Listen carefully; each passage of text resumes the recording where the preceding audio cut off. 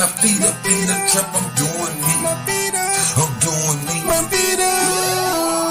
Hey, I'm keep that with my feet up in the trap, I'm doing me. Keep my distance from these suckers, I can't let them ruin me. Drug dealer, pimps and hustlers, they the ones influence me. 13 jumped off the porch with drugs is influence me. Hey, I'm keep that with my feet up, keep that with my feet up. Keep that with my feet up in the trap, I'm doing me. Hey, I'm keep that with my feet up, keep that with my feet up. Drug dealer, pimps and hustlers, they the ones influence me. Way to work naked like a skinny dipping, no crossing, we just brothers crucifixion. Told out, couple screws missing. Paranoid, leaving superstition. No paper in the river fishing. Niggas stole what a nigga kissing. Without a diamond, still shine glistening. Sell it around so everybody itching. Call it strong, trying to coalition. Man, it's simple addition. Bad luck like a bad shit. One of the few still a better shit. No matter what, never act different. No GPS, money back tripping. Money cup, yes I'm back sipping. Like that's the kid, I guess I'm back at hey, I'm keep that with my feet up in the trap. I'm doing me. Keep my distance from these suckers, I can't let them ruin me. Drug dealer, pimps and hustlers, they the ones influence me. 13 jumped off the porch with drugs is influence me. Hey, I'm keep that with my feet up, keep that with my feet up. Keep that with my feet up in the trap, I'm doing me. Hey, I'm keep that with my feet up, keep that with my feet up. Drug dealer, pimps and hustlers, they the ones influence me. I was riding in the tourist, dreaming on the way. Got it running up, going down another day. Go by the X-Spain, pop running up. Back down with the beat, shout out to the lane. Real reach out the rally, used to run it up. Ball run it up, watch step to run it up. I'm a star cloud now, I'm a understate. Roll run the show, money get it straight straight. Play brother finna kill every money way. Riding on the show, man, press 100 up. I would count money way back 100 up. 700 up, boy, money straight. HD lifestyle, let me 100 up. 400 up, rock on 100 up. Being leisure, I carry 34 up. Sticky time up, nigga better hey, yo, keep that with my feet up in the trap, I'm doing me. Keep my distance from these suckers, I can't let them ruin me. Drug dealer, pimps and hustlers, they the ones influence me. 13 jumped off the porch with drugs is influence me. Hey, yo, keep that with my feet up, keep that with my feet up. Keep that with my feet up in the trap, I'm doing me. Hey, yo, keep that with my feet up, keep that with my feet up. Drug dealer, pimps and hustlers, they the ones influence me. Hey, yo, keep that with my feet up in the trap, I'm doing me. Keep my distance from these suckers, I can't let them ruin me. Drug dealer, pimps and hustlers, they the ones influence me. 13 jumped off the porch with drugs is influence me. Hey, yo, keep that with my feet up, keep that with my feet up. Keep that with my feet up in the trap, I'm doing me. Hey, yo, keep that with my feet up, keep that with my feet up. Drug dealer, pimps and hustlers, they the ones influence me.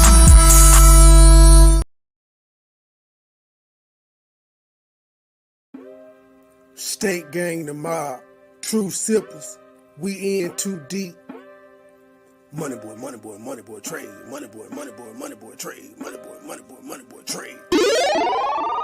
Stay with a bag, I'm cashing them bread. 100 round, shooters on hit. These niggas talking, but they not a threat. BB is diamonds and bands on my neck. Jacking my spread. 4 up before, pop me a hit. I'm saucing, I'm dripping, I'm wet. I'm trending, I'm thinking, I'm fire, I'm hit. Stay with a bag, I'm cashing them bread. 100 round, shooters on hit. These niggas talking, but they not a threat. BB is diamonds and bands on my neck. Jacking my spread. 4 up before, pop me a hit. I'm saucing, I'm dripping, I'm wet. I'm trending, I'm thinking, I'm fire, I'm hit.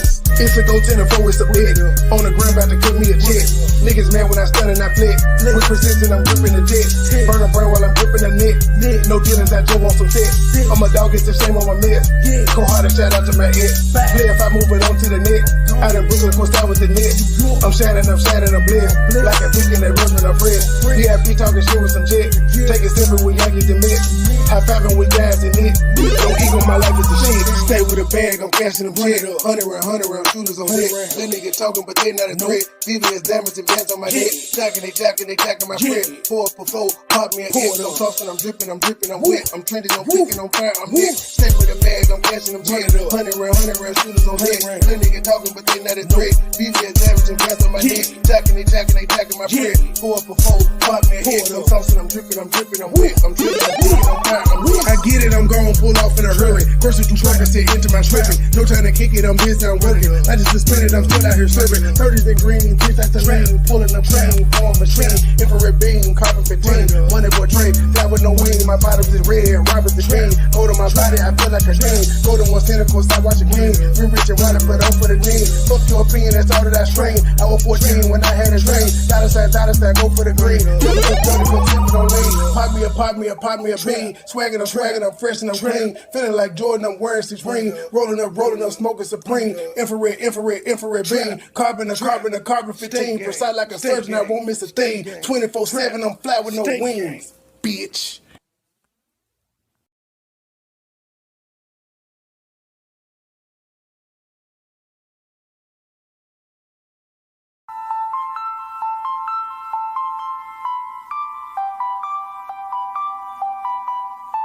State gang, the mob, we in too deep.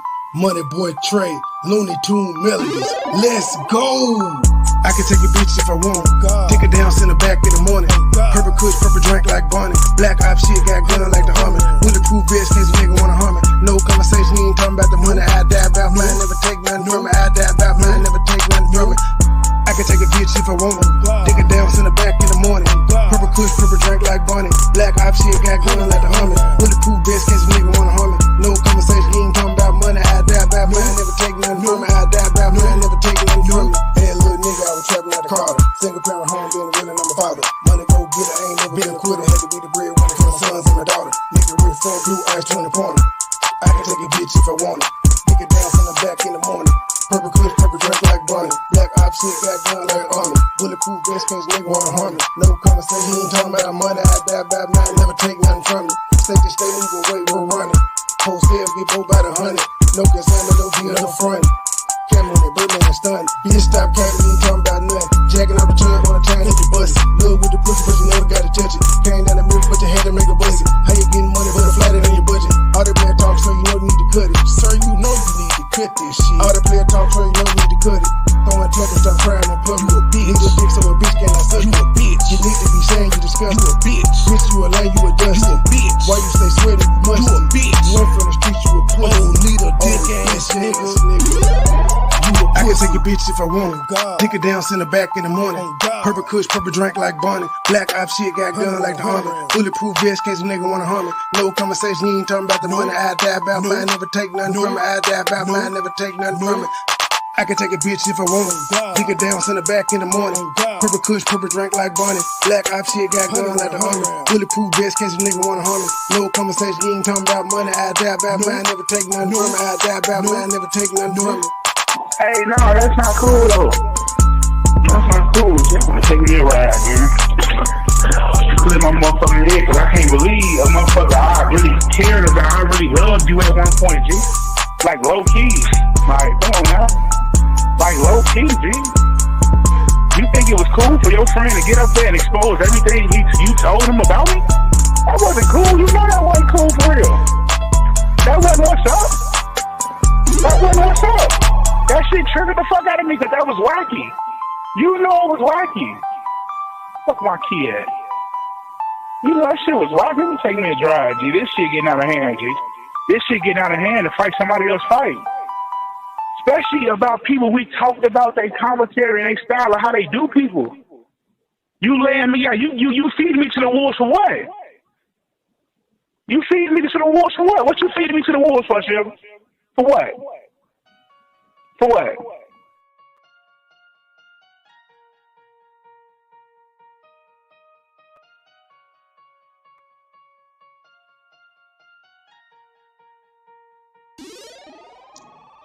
Good evening, ladies and gentlemen. Good evening.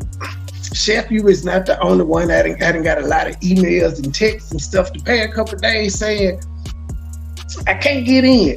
Well, that's what I did. I decided to do something for the members. I was like, people that have been members for 3 months or longer, they the ones with renters. So I have them feel special a little bit. Now, I did fuck up while I was doing it because I took some people people's renters who had memberships, so if you come in and you a member and you ain't got a rent, it's an accident. The screen is small when you're in there.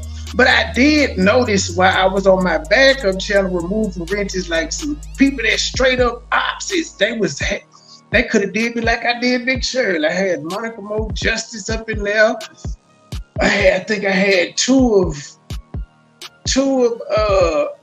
the white Virginians, a whole bunch of weird people that I had over in there. But yeah, I'm not mad at anybody because I got some of them things. I ain't mad at nobody. I just I decided to let members be rent holders. That's all it is.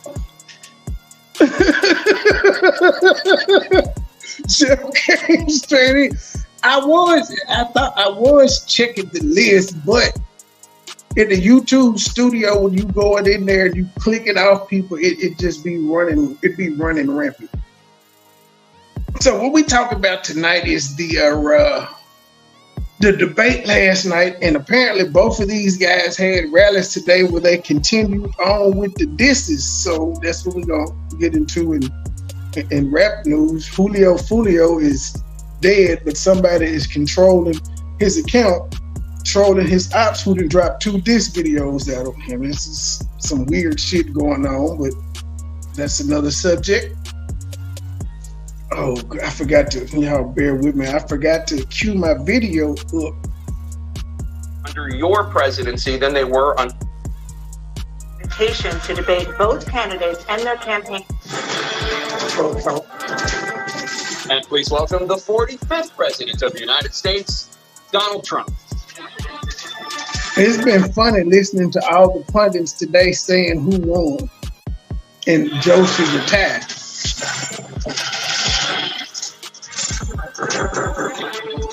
Gentlemen, thanks so much for being here. Let's begin the debate, and let's start with the issue that voters consistently say is their top concern, the economy.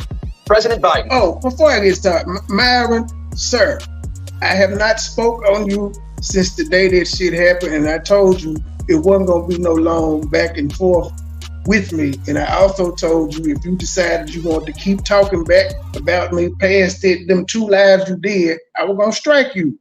Now, I ain't strike you number once on each channel. So the bullshit you said on LTG channel about I got you to where you can only get 1 strike. Nah, I only sent you 1 on each channel. Somebody else struck you. So I can't take credit for that, sir. And how you gonna be that? First of all, that wasn't me, but if it was, how in the fuck you gonna ask her how he over him? I ain't done nothing to her to be barred, so why would you ask her what he doing over here? Second of all, I don't give a fuck about what you talking about, sir. I don't. Your insults don't bother me at all. I don't care. But stop crying, nigga.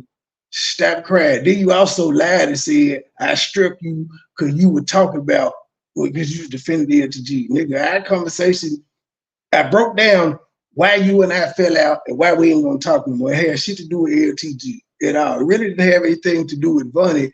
It had everything to do with you breaking your word as a grown ass man. But I'm not finna do this with you. You can have your feelings, but yes, sir, it wasn't me in the chat. And if I was, nigga, you can't bar me from no goddamn word. But yeah, stop lying on me, nigga. I ain't sent you I ain't trying to take your page, nigga. As a matter of fact, when I sent you the strikes, I told you, nigga, you keep up, your page gonna be gone. I don't know what the fuck you done said since then. I just heard you today, all in your goddamn feelings. I don't care. Kiss my ass, weak ass little boy. I'm not finna do this with you. Stop crying. Leave people the fuck alone. Inflation has slowed, but prices remain high. Since you took office, the price of essentials has increased. For example, a basket of groceries that cost $100 then now costs more than $120. And typical home prices have jumped more than 30%. What do you say to voters who feel they are worse off under your presidency than they were under President? I don't think Trump ran away with it like that. I don't think he just ran away like that. And Trump. We got to take a look at what I was left when I became president and what Mr. Trump left me. We had an economy that was in free fall. The pandemic was so badly handled. Many people were dying. All he said was, it's not that serious. Just inject a little bleach in your arm. You'll be all right. The economy collapsed. There were no jobs. Unemployment rate rose to 15%. It was terrible. And so what we had to do is try to put things back together again. And that's exactly what we began to do. We created 15,000 new jobs. We brought out in a position where we have 800,000 new manufacturing jobs. But there's more to be done. There's more to be done. Working class people are still in trouble. I come from Scranton, Pennsylvania. I come from households where the kitchen table, things weren't able to be met during the month was a problem. Price of eggs, the price of gas, the price of housing, the price of a whole range of things. That's why I'm working so hard to make sure I deal with those problems. And we're going to make sure that we reduce the price of housing. We're going to make sure we build 2 million new units. We're going to make sure we cap rents so corporate greed can't take over. The combination of what was left with the corporate greed is the reason why we're in this problem right now. In addition to that, we're in a situation where if you had to take a look at all that was done in his administration, he didn't do much at all. By the time he left, things were in chaos, literally chaos. And so we put things back together. We created, I said, those jobs. We make sure we had a situation where we brought down the price of prescription drugs, which is a major issue for many people. It's to $15 for an insulin shot. It's cool when they do it. It's a problem when I do it. Fuck them. Here in the situation is we're going to make that available to everybody, to all Americans. So we're working to bring down the price around the kitchen table, and that's what we're going to get done. Thank you, President Trump. We have the greatest economy in the history of our country. We have never done so well. Everybody was amazed by it. Other countries were copying us. We got hit with COVID. And when we did, we spent the money necessary so we wouldn't end up in a Great Depression, the likes of which we had in 1929. I remember that. By the time we finished, we did a great job. We got a lot of credit for the economy, a lot of credit for the military, and no wars, and so many other things. Everything was rocking good. But the thing we never got the credit for, and we should have, is getting us out of that COVID mess.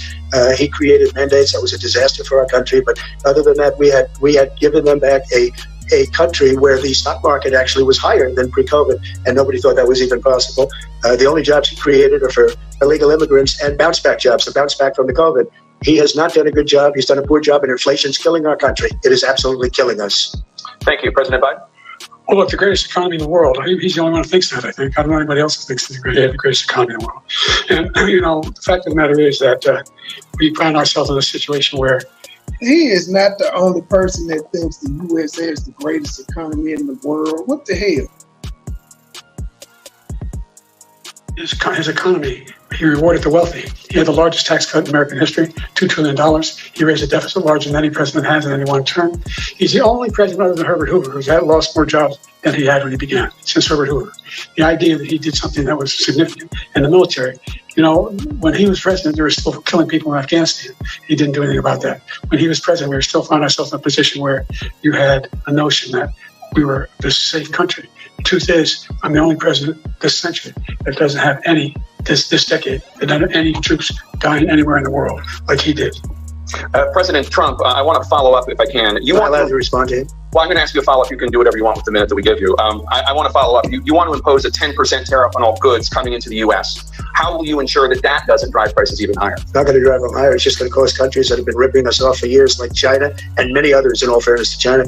It's going to just force them to pay us a lot of money, reduce our deficit tremendously, and give us a lot of power for other things. But he made a statement. The only thing he was right about is I gave you the largest tax cut in history. I also gave you the largest regulation cut in history. That's why we had all the jobs. And the jobs went down, and then they bounced back, and he's taking credit for bounce back jobs. You can't do that. He also said he inherited 9% inflation. No, he inherited almost no inflation, and it stayed that way for 14 months. And then it blew up under his leadership because they spent money like a bunch of people that didn't know what they were doing, and they don't know what they were doing. It was probably the worst administration in history. There's never been. And as far as Afghanistan is concerned, I was getting out of Afghanistan, but we were getting out with dignity, with strength, with power. He got out. It was the most embarrassing day in the history of our country's life. President Trump, over the last 8 years, under both of your administrations, the national debt soared to record highs. And according to a new nonpartisan analysis, President Trump, your administration approved $8.4 trillion in new debt. Well, so far, President Biden, you've approved $4.3 trillion in new debt. So former President Trump, many of the tax cuts that you signed into law are set to expire next year.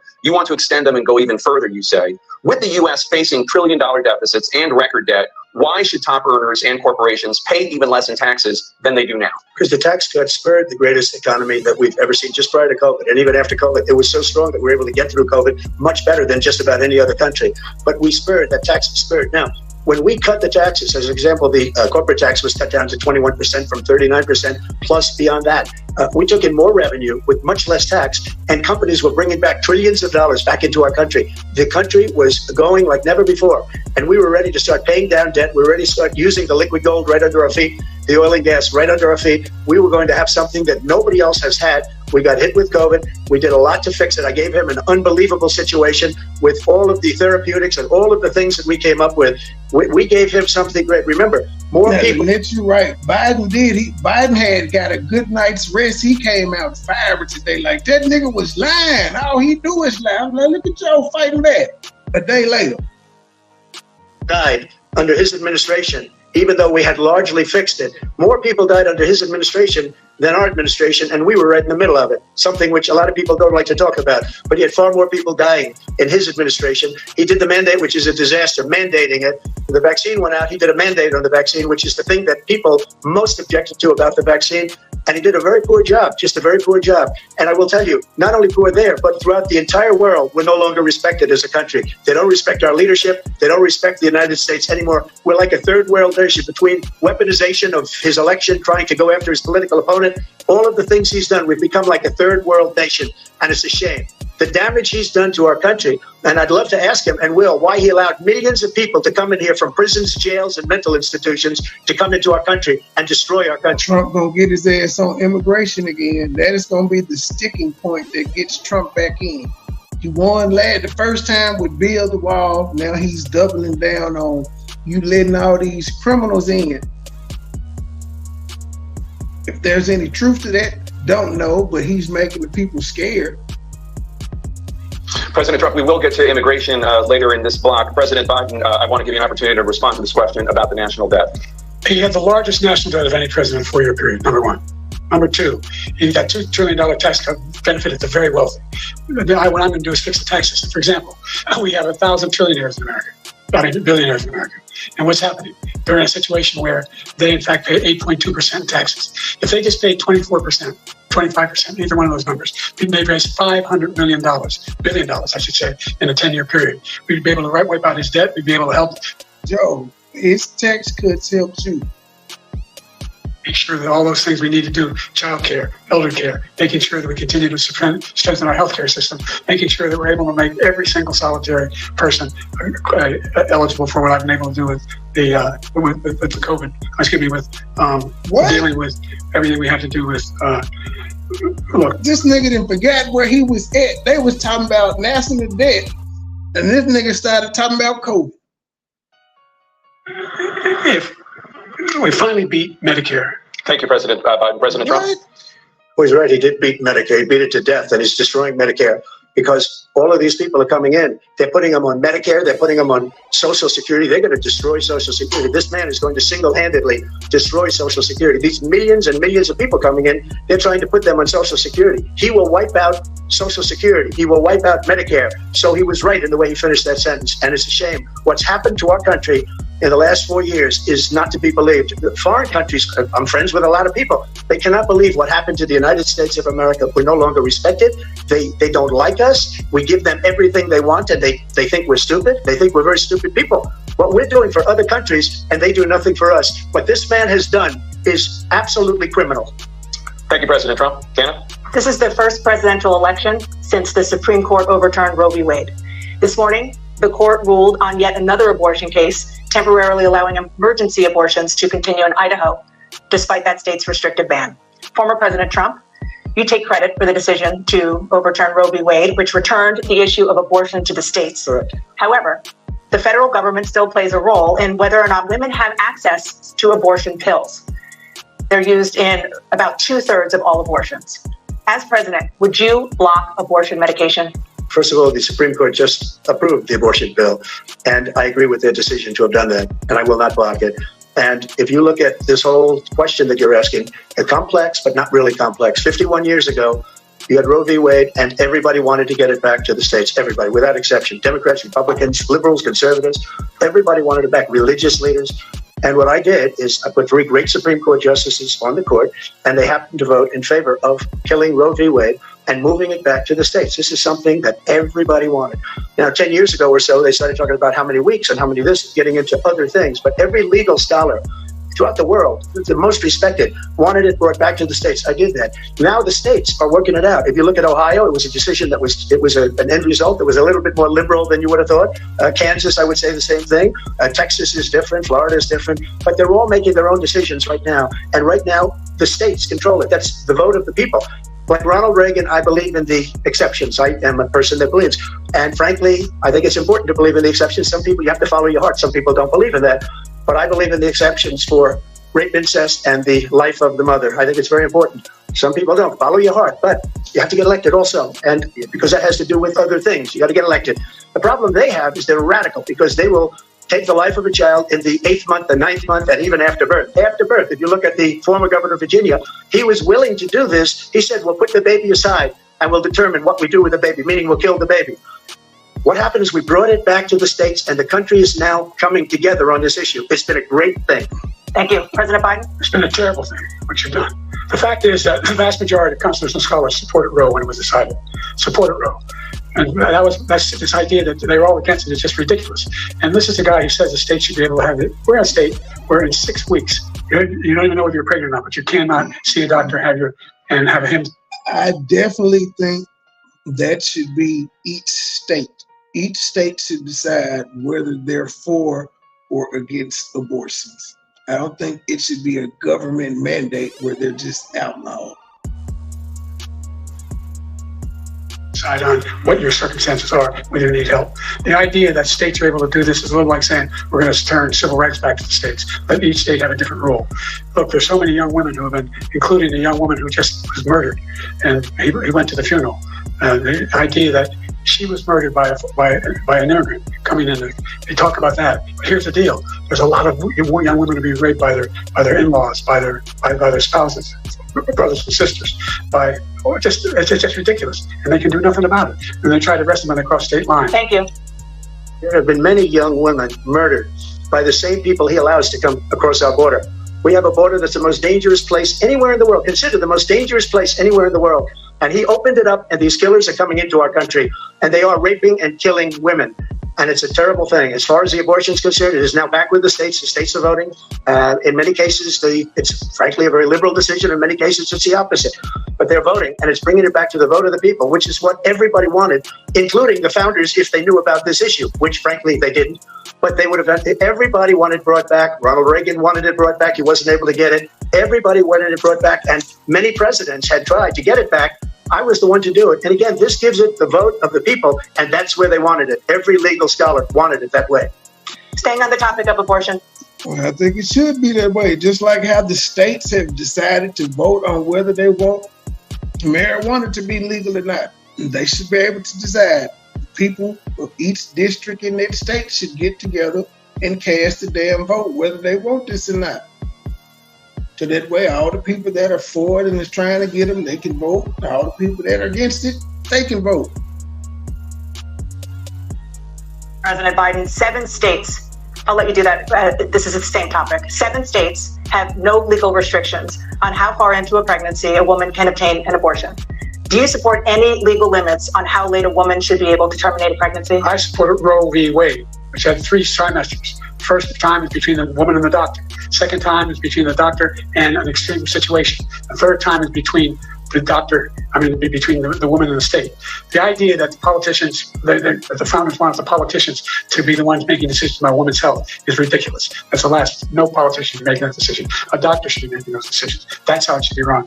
That's what you're going to do. And if I'm elected, I'm going to restore Roe v. Wade.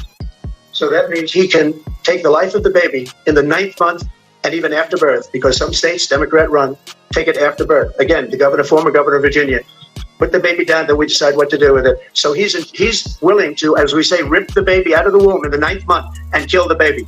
Nobody wants that to happen, Democrat or Republican. Nobody wants it to happen. That is simply not true. That Roe v. Wade does not provide for that. He said you're That's lying. not the circumstance. Only a woman's life is in danger. She's going to die. That's the only circumstance in which that can happen. But we are not for late-term abortion, period. Period, period. Under Roe v. Wade, you have late-term abortion. you can do whatever you want, depending on the state. You can do whatever you want.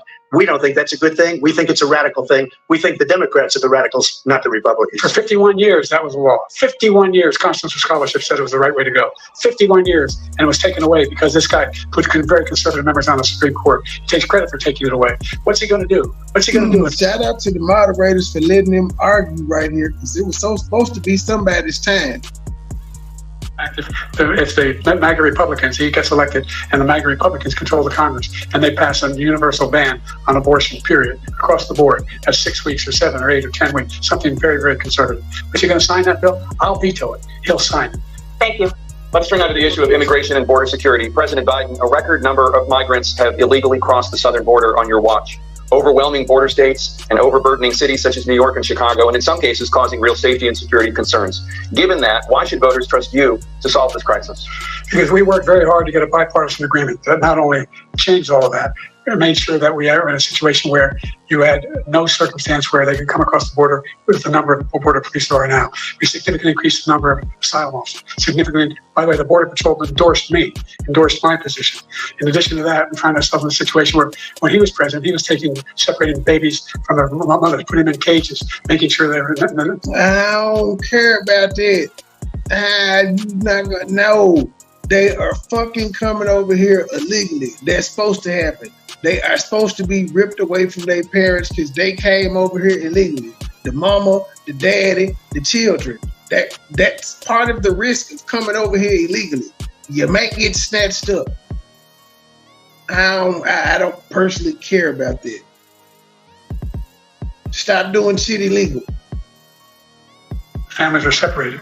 That's not the right way to go. What I've done since... Y'all don't give a fuck about black families being separated. When a black person does something illegal, y'all separate his ass from his mama and his family and whoever else and take him to jail. Why should we feel any way about the immigrants, this happening to them when they coming over here illegally? Why should we care? I've changed the law. What's happened? I've changed it in a way that now you're in a situation where there are 40% fewer people coming across the border illegally. It's better than when he left office. And I'm going to continue to move until we get the total ban on They just said you had more immigrants come in under your watch than he did, but you saying you doing better than him when they just told you your damn numbers are higher.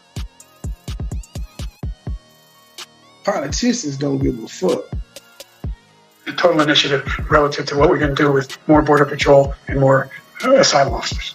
President Trump? I really don't know what he said at the end of this. I don't think he knows what he said either. Relative to what we're going to do with more Border Patrol and more asylum officers. President Trump? I really don't know what he said at the end of that sentence. I don't think he knows what he said either. Look, we had the safest border in the history of our country.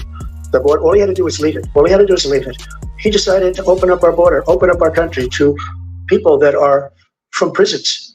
People that are from mental institutions, insane asylum, terrorists. We have the largest number of terrorists coming into our country right now, all terrorists, all over the world, not just in South America, all over the world. They come from the Middle East, everywhere, all over the world, they're pouring in.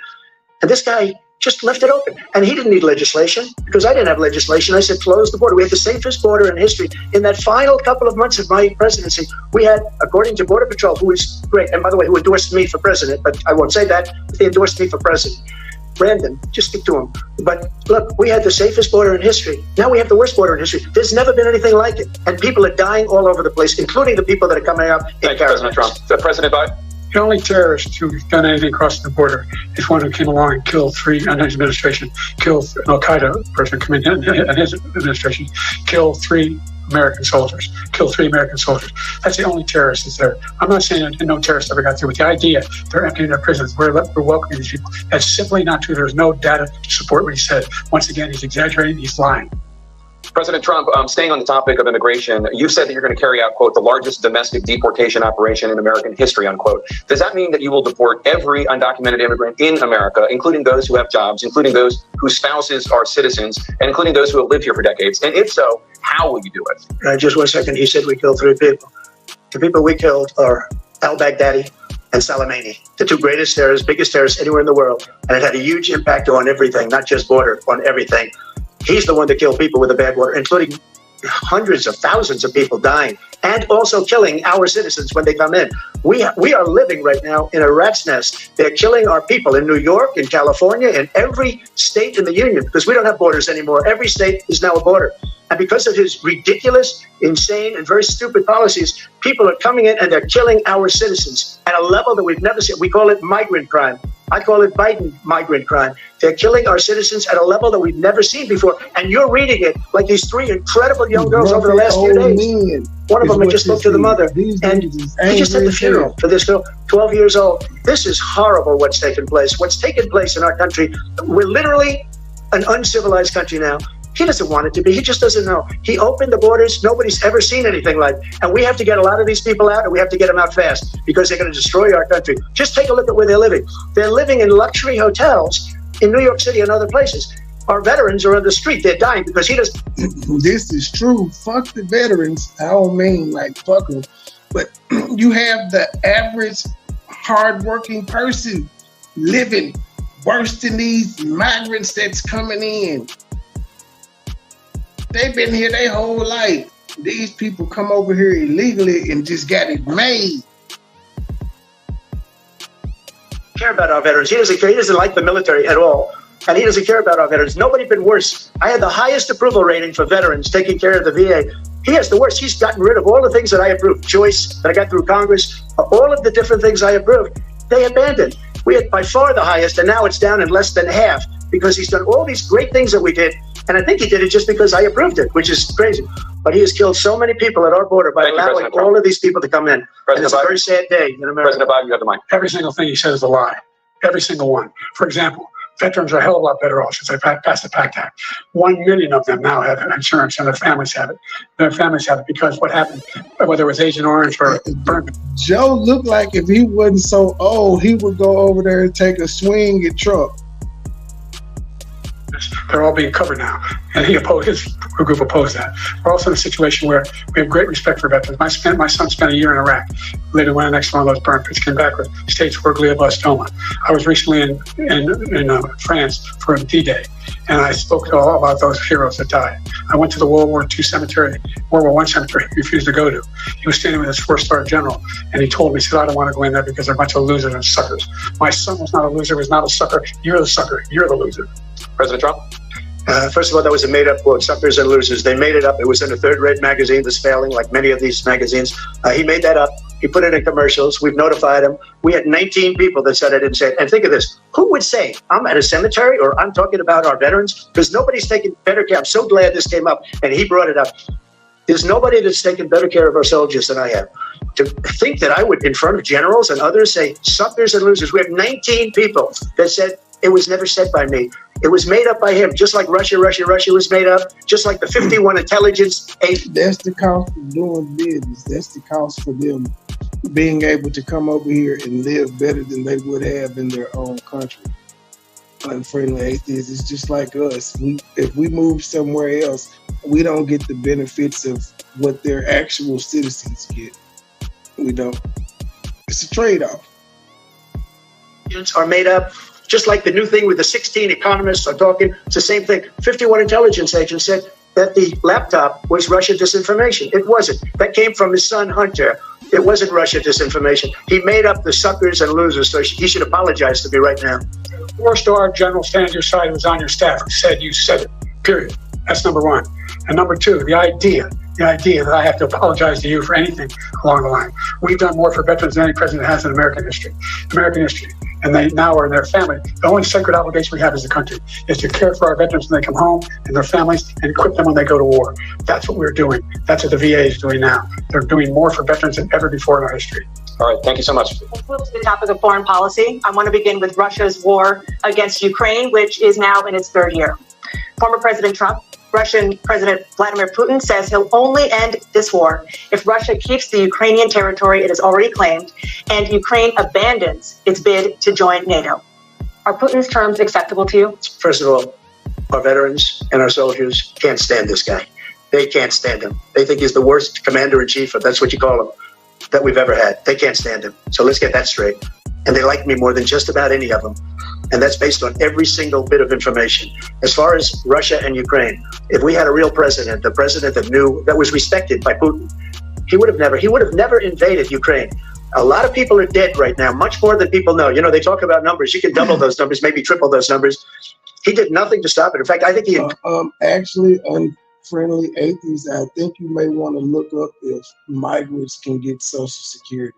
I think you may want to double check that, sir.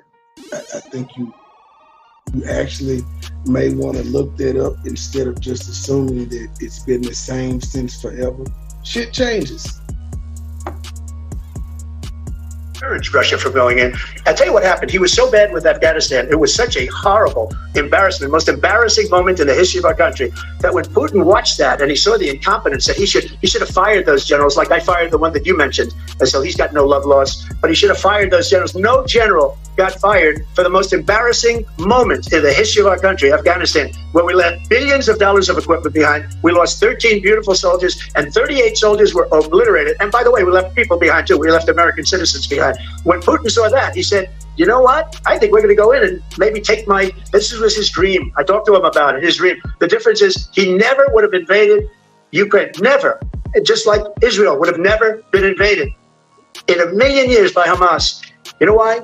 Because Iran was broke with me. I wouldn't let anybody do business with them. They ran out of money. They were broke. They had no money for Hamas. They had no money for anything. No money for terror. That's why you had no terror at all during my administration. This place, the whole world is blowing up under him. President Biden? I've never heard so much malarkey in my whole life. Look, the fact of the matter is that we're in a situation where, let's take the last point first. Iran attacked American troops, caused brain damage for a number of these troops, and he did nothing about it. Recently, not when he was president. They attacked. He said they're just having headaches. That's all it is. He didn't do a thing when the attack took place, number one. Number two, we got over 100,000 Americans and others out of Afghanistan during that airlift.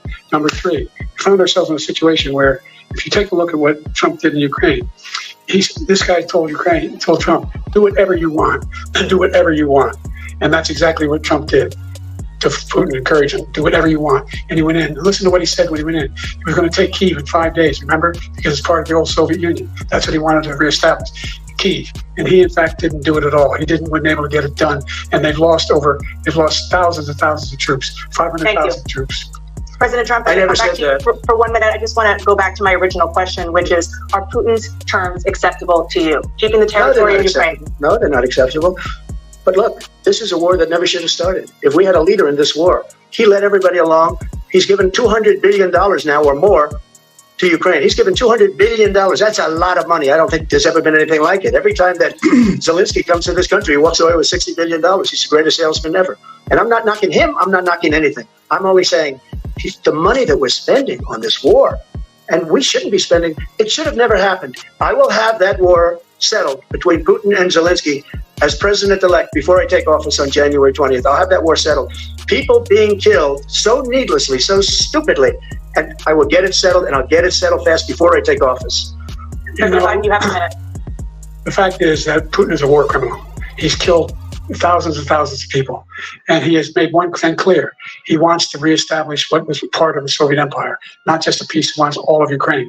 That's what he wants. And then you think he'll stop there? Do you think he'll stop when if he takes Ukraine? What do you think happens to Poland? What do you think of Belarus? What do you think happens to those NATO countries? And so if you want a war, you ought to find out what he's going to do, because if in fact he does what he says and walks away, by the way, all that money we give Ukraine are from weapons we make here in the United States. We give them the weapons, not the money at this point. And our NATO allies produce as much funding for Ukraine as we have. That's why we're strong. Thank you. Moving on to the Middle East. In October, Hamas attacked Israel, killing more than 1,000 people and taking hundreds of hostages. Among those held and thought to still be alive are 5 Americans. Israel's response has killed thousands of Palestinians and created a humanitarian crisis in Gaza. President Biden, you've put forward a proposal to resolve this conflict, but so far Hamas has not released the remaining hostages, and Israel is continuing its military offensive in Gaza. So what additional leverage will you use to get Hamas and Israel to end the war? You have 2 minutes. Number one, everyone from the United Nations Security Council straight through the G7 to the Israelis, and Netanyahu himself have endorsed the plan that put forward, which has 3 stages to it. The first stage is trade the hostages for a ceasefire. Second phase is a ceasefire with additional conditions. The third phase is the end of the war. The only one who wants the war to continue is Hamas, number one. They're the only ones standing out. We're still pushing hard to get them to accept. In the meantime, what's happened? In Israel, we're finding the only thing I've denied Israel was 2,000-pound bombs. They don't work very well in populated areas. They kill a lot of innocent people. We're providing Israel with all the weapons they need and when they need them. And by the way, I'm the guy that organized the world against Iran when they had a full-blown intercontinental ballistic missile attack on Israel. No one was hurt. No one Israeli was accidentally killed, and it just stopped. We saved Israel. We are the biggest producer of support for Israel of anyone in the world. And so there are 2 different things. Hamas cannot be allowed to be continued. We continue to send our experts and our intelligence people as to how they can get Hamas like we did bin Laden. You don't have to do it. And by the way, they've been greatly weakened, Hamas, greatly weakened, and they should be. They should be eliminated. But you've got to be careful for using certain weapons among population centers. Sounds like you moving the goalposts now, unfriendly atheist. You made a general statement. You said it was a lie. You were able to look it up and see that immigrants can get Social Security. Immigrants can get Social Security. You were wrong. Then you changed it to something specific. And you're insulting. Why are you insulting, bro? Is it that serious? Ain't nobody saying you dick sucking the Democratic Party because you believe they right. You came straight in talking about conservatives are stupid, as if Democrats aren't stupid either, like if they're not all human beings. Yes, they can. And so he was saying, he actually said the people that are coming over here are getting Medicaid, which is a Social Security benefit, you dumbass. They're getting food. I'm going to just let you talk to yourself, sir. No, it's not acting like they will. They are. The ones that are coming over that are staying in the hotels, they're getting food stamps, Medicaid, and all of that shit. The insurance, they're getting that, sir. What are you talking about? It's a thing that they'll tell you. Have you not been watching? Your mammy a moron. Just going back to Ukraine for 1 second. We have an ocean separating us. The European nations together have spent 100 billion, or maybe more than that, less than us. Why doesn't he call them and say, you got to put up your money like I did with NATO? I got them to put up hundreds of billions of dollars. The Secretary General of NATO said Trump did the most incredible job I've ever seen. They wouldn't have any, they were going out of business. We were spending almost 100% of the money was paid by us. He didn't do that. He's getting you got to ask these people to put up the money. We're over $100 billion more spent, and it has a bigger impact on them because of location, because we have an ocean in between. You got to ask them. As far as Israel and Hamas, Israel's the one that wants to go. He said the only one who wants to keep going is Hamas. Actually, Israel is the one, and you should let him go and let him finish the job. He doesn't want to do it. He's become like a Palestinian, but they don't like him because he's a very bad Palestinian. He's a weak one. President Biden, you have a minute. I've never heard so much foolishness. This is a guy who wants to get out of NATO. You're going to stay in NATO? He's going to pull out of NATO. The idea that we have, our strength lies in our alliances as well. It may be a big ocean, but we're ever able to avoid a war in Europe, a major war in Europe? What happens if, in fact, you have Putin continue to go into NATO? We have an Article 5 agreement. Attack on one is attack on all. You want to start the nuclear war he keeps talking about, go ahead. Let Putin go in and control Ukraine and then move on to Poland and other places. What happens then? He has no idea what the hell he's talking about. And by the way, I got 50 other nations around the world to support Ukraine, including Japan and South Korea, because they understand that this kind of dislocation has a serious threat to the whole world peace. No major war in Europe has ever been able to be contained just to Europe. President Trump, just to follow up, would you support the creation of an independent Palestinian state in order to achieve peace in the region? I'd have to see, but before we do that, the problem we have is that we spend all the money. So they kill us on trade. I make great trade deals with the European nations because if you add them up, they're about the same size economically. Their economy is about the same size as the United States. And they were no cars. They don't want anything that we have. But we're supposed to take their cars, their food, their everything, their agriculture. I changed that. But the big thing I changed is they don't want to pay. And the only reason that he can play games with NATO is because I got them to put up hundreds of billions of dollars. I said, and he's right about this. I said, no, I'm not going to support NATO if you don't pay.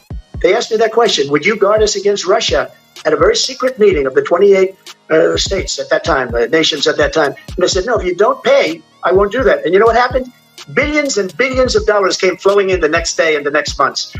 But now we're in the same position. We're paying everybody's bills. Let's turn to the issue of democracy. Former President Trump, I want to ask you about January 6, 2021. After you rallied your supporters that day, some of them stormed the Capitol to stop the constitutionally mandated counting of electoral votes. As president, you swore an oath to, quote, preserve, protect, and defend, unquote, the Constitution. What do you say to voters who believe that you violated that oath through your actions and inaction on January 6th and worry that you'll do it again? Well, I don't think too many believe that. And let me tell you about January 6th. On January 6th, we had a great border. Nobody coming through, very few. On January 6th, we were energy independent. On January 6th, we had the lowest taxes ever. We had the lowest regulations ever. On January 6th, we were respected all over the world. All over the world, we were respected. And then he comes in, and we're now laughed at. We're like a bunch of stupid people. What happened to the United States' reputation under this man's leadership is horrible, including weaponization, which I'm sure at some point we'll be talking about, where he goes after his political opponent because he can't beat him fair and square.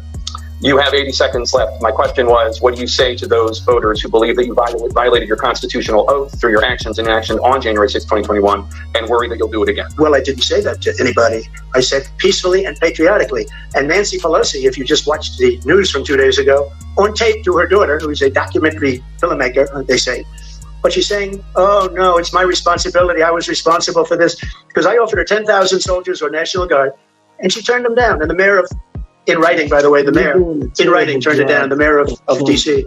They turned it down. I offered 10,000 because I could see. I had virtually nothing to do. They asked me to go make a speech. I could see what was happening. Everybody was saying they're going to be there on January 6th. They're going to be there.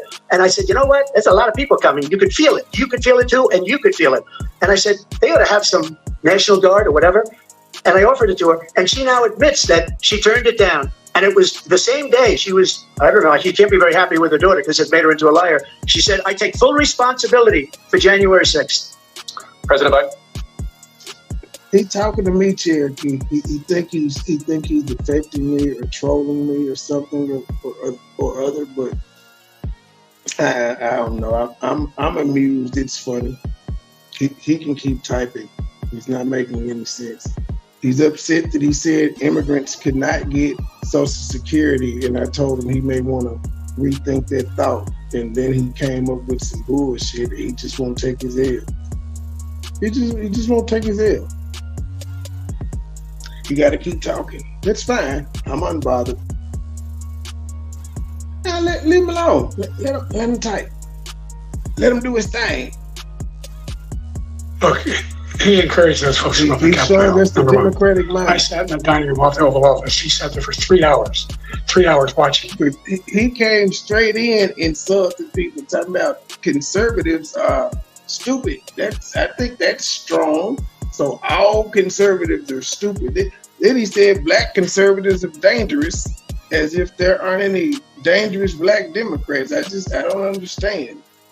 I guess he forgets that all these people are humans and they all have human attributes no matter what side they're on. There's good on each side. There's smart people on each side. On all sides, the motherfuckers are millionaires. But, let these grown people believe that one side of the political system is better than the other. When, if you look at most of their records, they flip-flop throughout their lives on what side they were on. But Democrats is the best for you. You got to be wary of people telling you that just one side. What don't they want you to see from the other side? Being begged by his vice president and a number of his colleagues on the Republican side as well to do something, to call for a stop, to end it. Instead, they talked about these people being patriots and great patrons of America. In fact, he says he'll not forgive them for what they've done. They've been convicted. He says he wants to commute their sentences and say that no. He went to every single court in the nation. I don't know how many cases, scores of cases, including the Supreme Court, and they said, no, this guy is responsible for doing what was done. He did do a damn thing, and these people should be in jail, and they should be the ones who are being held accountable. And he wants to let them all out, and now he says that he loses again, such a whiner that he is, that there could be a bloodbath. Thank you, President Biden. President Trump? what they've done to some people that are so innocent, you ought to be ashamed of yourself. What you have done, how you've destroyed the lives of so many people. When they ripped down Portland, when they ripped down many other cities, you go to Minnesota, Minneapolis, what they've done there with the fires all over the city. If I didn't bring in the National Guard, that city would have been destroyed. When you look at all of the, they took over big. What the hell? The volume just went out. This whole subject is so off. Peacefully patriotic. One other thing. The Unselect Committee, which is basically two horrible Republicans that are all gone now, out of office, and Democrats, all Democrats, they destroyed and deleted all of the information they found because they found out we were right. We were right. And they deleted and destroyed all of the information. They should go to jail for that. If a Republican did that, they go to jail. Thank you, President Trump. President Biden, I want to give you a minute. The only person on this stage is a convicted felon, this man I'm looking at right now. Uh-oh. And the fact of the matter is, what he's telling you is simply not true. The fact is that this is where they finna get hood. That Jordan said, "All right, you criminal, you convict motherfucker." And Trump's response, I don't like Trump's response because Trump couldn't keep it on him. Even Trump said, "Nigga, your son a convicted felon," but I think Donald Trump Jr. might be a convicted felon too. I'm not sure. I got to double check, but I think Donald Trump Jr. is a convicted felon. So both of these millionaire motherfuckers, these ex-presidents, got some kids that ain't shit. the only person on this stage is a convicted felon, this man I'm looking at right now. And what do you know? Both of them rich, one a Democrat, one a Republican. Both of them got kids that ain't shit. Both of them got kids that's felons. Fact of the matter is, what he's telling you is simply not true. The fact is that there was no effort on his part to stop what was going on up in Capitol Hill. And all those people, every one of those who were convicted, turned over desks, turned them over statues. The idea that those people are patriots, come on. When I asked him the first two debates we had the first time around, I said, will you denounce the Proud Boys? He said, no, I'll tell them to stand by. The idea he's refusing to, will you denounce these guys? Will you denounce the people we're talking about now? You denounce the people who attacked that Capitol. What are you going to do? I'm going to give you a minute, President Trump, for a follow-up question I have. After a jury convicted you of 34 felonies last month, you said if reelected, you would, quote, have every right to go after, unquote, your political opponents. You just talked about members of the Select Committee on January 6th going to jail. Your main political opponent is standing on stage with you tonight. Can you clarify exactly what it means? Well, I said my retribution is going to be success. We're going to make this country successful again, because right now it's a failing nation. My retribution is going to be success. But when he talks about a convicted felon, his son is a convicted felon at a very high level. His son is convicted, going to be convicted probably numerous other times. Should have been convicted before, but his Justice Department let the statute of limitations lapse on the most important things. But he could be a convicted felon as soon as he gets out of office. Joe could be a convicted felon with all of the things that he's done. He's done horrible things. All of the death caused at the border, telling the Ukrainian people that we're going to want $1 billion if you change the prosecutor. Otherwise, you're not getting $1 billion. If I ever said that, that's quid pro quo. That we're not going to do anything. We're not going to give you $1 billion unless you change your prosecutor having to do with the son. This man is a criminal. This man, you're lucky. You're lucky. I did nothing wrong. We'd have a system that was rigged and disgusting. I did nothing wrong. Thank you, President Trump. President Biden, you have said, I'm coming right to you, sir. You want to respond? Go ahead. I'll give you a minute to respond. The idea that I did anything wrong relative to what you're talking about is outrageous. It's simply a lie, number one. Number two, the idea that you have a right to seek retribution against any American just because you're president is wrong. It's simply wrong. No president's ever spoken like that before. No president in our history has spoken like that before. Number three, I will say Biden had the power to stop anything going on with his son, and he did not. He let his son get convicted. Now, his son is appealing, so if he win on appeal, Joe might have waved his hand. But thus far, he hadn't stopped the FBI or the court system or anything from finding his son guilty and making him a felon. Could he pardon him? Probably. Is he going to pardon him? Probably on his last day in office. But he hasn't used his presidential powers to show his son any favoritism. the crimes that you are still charged with. And think of all the civil penalties you have. How many billions of dollars do you owe in civil penalties for molesting a woman in public, for doing a whole range of things, of having sex with a porn star on the night? Oh, shit. Oh, he went personal. He didn't went personal. Joe said, I'm sick of this shit. You fucking hoes. No president's ever spoken like that before. No president in our history has spoken like that before.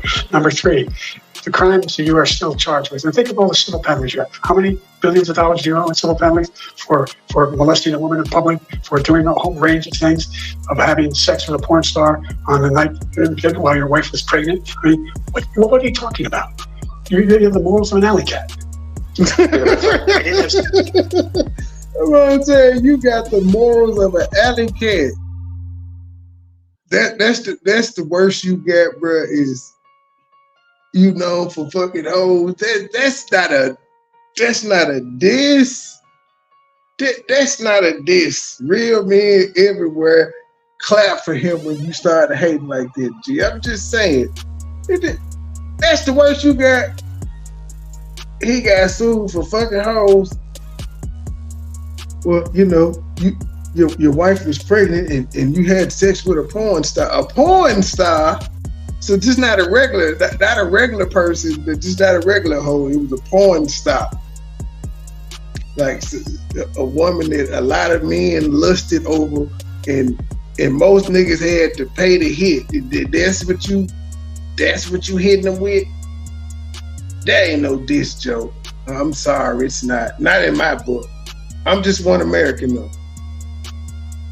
Sex with a porn star, number 1.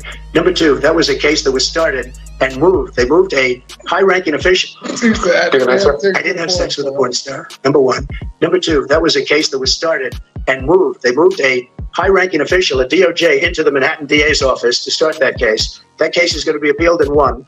We had a very terrible judge, a horrible judge, Democrat. The prosecutor were all high-ranking Democrats. He get the black vote for fucking porn star. He got the black vote. I'm sorry. People and both the civil and the criminal. He basically went after his political opponent because he thought it was going to damage me. But when the public found out about these cases, because they understand it better than he does, he has no idea what these cases are. But when they found out about these cases, you know what they did? My poll numbers went up way up. You know that because you're reporting it. And we took in more money in the last 2 weeks than we've ever taken in the history of any campaign. I don't think any campaign has ever taken hundreds of millions of dollars came pouring in because the public knows it's a scam and it's a guy that's after his political opponent because he can't win fair and square. Thank you, President Trump. President Biden, you have said, quote, Donald Trump and his MAGA Republicans are determined to destroy American democracy. Do you believe that the tens of millions of Americans who are likely to vote for President Trump will be voting against American democracy? The more they know about what he's done, yes. The more they know about what he's done. And there's a lot more coming. He's got a lot of cases down the road coming out. All right, Mr. 94 crime bill. He's got a whole range of issues he has to face. I don't know what the juries will do, but I do know he has a real problem. And so the fact that, could you ever think you hear any president say that I'm going to seek retribution? You ever hear any president say that I thought Hitler had some good ideas? What got me involved in running the first race after my son had died, I decided in Iraq, because of Iraq, I said I wasn't going to run again until I saw what happened in Charlottesville, Virginia. People coming out of the woods carrying swastikas on torches, and singing the same anti-Semitic bile they sang when we were back in Germany. And the young woman got killed. I spoke to the mother, and they asked him, they said, what do you think of those people? The people who the ones got killed, the ones who tried to stop it, and the ones who said, I think they're fine people on both sides. What American president would ever say, Nazis coming out of fields, carrying torches, singing the same anti-Semitic bile, carrying swastikas, were fine people? And this is a guy who says Hitler's done some good things. I'd like to know what they are. The good things Hitler's done, that's what he said. This guy has no sense of American democracy. President Trump. Jake, both of you know that story has been totally wiped out because when you see the sentence, it said 100% exoneration of that. So he just keeps it going. He says he ran because of Charlottesville. He didn't run because of Charlottesville. He ran because it was his last chance. He's not equipped to be president. You know it, and I know it. It's ridiculous. We have a debate. We're trying to justify his presidency. His presidency is, without question, the worst president, the worst presidency in the history of our country. We shouldn't be having a debate about it. There's nothing to debate. He made up the Charlottesville story, and you'll see it's debunked all over the place. Every reasonable anchor has debunked it. And just the other day, it came out where it was fully debunked. It's a nonsense story. He knows that, and he didn't run because of Charlottesville. He used that as an excuse to run. President Biden. And debunk. It happened. All you have to do is listen to what was said at the time. And the idea that somehow that's the only reason I ran because I was worried a guy like this guy could get elected. If he thought they were good people coming out of that forest, carrying those woods, carrying those torches, then he didn't deserve to be president. Didn't deserve to be president at all. And the idea that he's talking about all this being fabricated, we saw with our own eyes. We saw what happened on January 6th. We saw the people breaking through the windows. We saw people occupying his own vice president. Look, there's a reason why 40 of his 44 top cabinet officers refused to endorse him this time. His vice president hasn't endorsed him this time. So why? Why? They know him well. They serve with him. Why are they not endorsing him? Thank you, President Biden. We're going to be right back with more from the CNN presidential debate. That's a good question. And Trump still hadn't announced the vice president.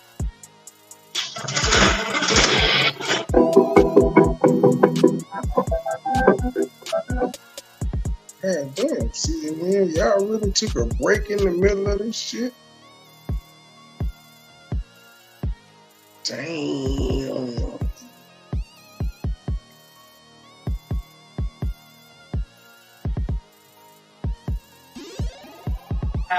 What do you say to Black voters who are disappointed with the progress so far? I say I don't blame them for being disappointed. Inflation, because more people can be difficult.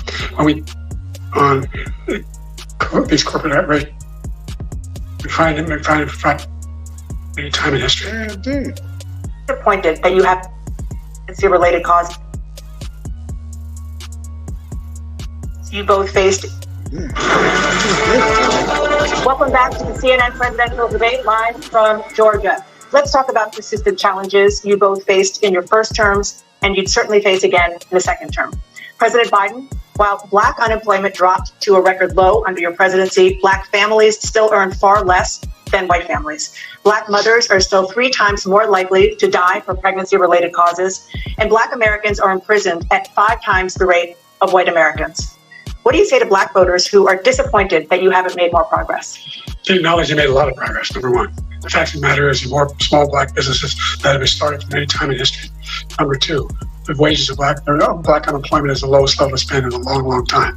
Number three, we're trying to provide housing for Black Americans and dealing with the segregation that exists among these corporate operations that collude to keep people out of their houses. In addition to that, we find that the impact on the What? choice that Black families have to make relative to child care is incredibly difficult. When we did the first major piece of legislation in the past, I was able to reduce Black child care costs. I cut them in half. We got to make sure we provide for child care costs. We got to make sure, because when you provide that child care, Now, they went after Trump for saying Black jobs, but they ain't fucking with Biden for saying Black child care costs. He black. Biden said Black an awful lot. Black this, Black that. But they poke fun of Trump with the Black jobs.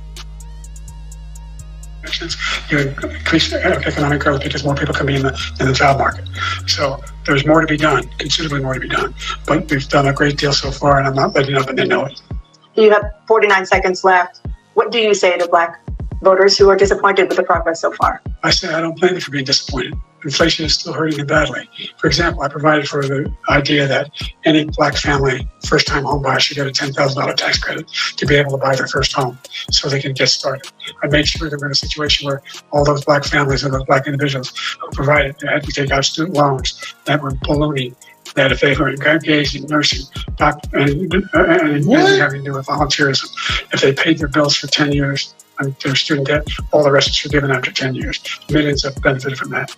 And we're going to do a whole lot more for Black families. Thank you, President Trump. And he caused the inflation. He's blaming inflation, and he's right, it's been very bad. He caused the inflation, and it's killing Black families and Hispanic families and just about everybody. It's killing people. They can't buy groceries anymore. They can't. You look at the cost of food where it's doubled, tripled, and quadrupled. They can't live. They're not living anymore. He caused this inflation. I gave him a country with essentially no inflation. It was perfect. It was so good. All he had to do is leave it alone. He destroyed it with this Green New Scam and all this money that's being thrown out the window. He caused inflation. as sure as you're sitting there, the fact is that his big kill on the black people is the millions of people that he's allowed to come in through the border. They're taking black jobs now, and it could be 18, it could be 19, and even 20 million people. They're taking black jobs, and they're taking Hispanic jobs, and you haven't seen it yet, but you're going to see something that's going to be the worst in our history. He also said Hispanic jobs. They ain't point that out. They just pointed out black jobs. But what the fuck is black child care? President Biden? There was no inflation when I became president. You know why? The economy was flat on its back. 50% unemployment. He decimated the economy. There was no inflation. If there was, the economy was flat on its back, but you still said there was no inflation. Prices was not sky high. That is the argument. Under you, the shit has went up. Earlier, you said it was 9% inflation. You said it was 9% inflation when you got in office. Now you said it wasn't none. But that would be a good thing, though. He said you caused the inflation. And your thing was, well, it wasn't no inflation because the economy was fucked up.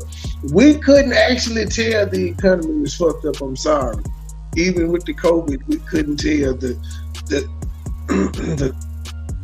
thing people were panicking about not having hand sanitizer during the height of COVID. That was it. Everything else we was cool on. Chicken wings went up a little bit. That was about it under Trump. The chicken wings went up and hand sanitizer. But other than that, man, we were cool. We was living. We was PP loans and all types of shit going on in the economy. We was living good. Absolutely decimated the economy. Crime was down. Niggas was stunting. There was no inflation at the time. There were no jobs. We provided thousands of millions of jobs for individuals who are in bulk communities, including minority communities. We made sure that they have health insurance.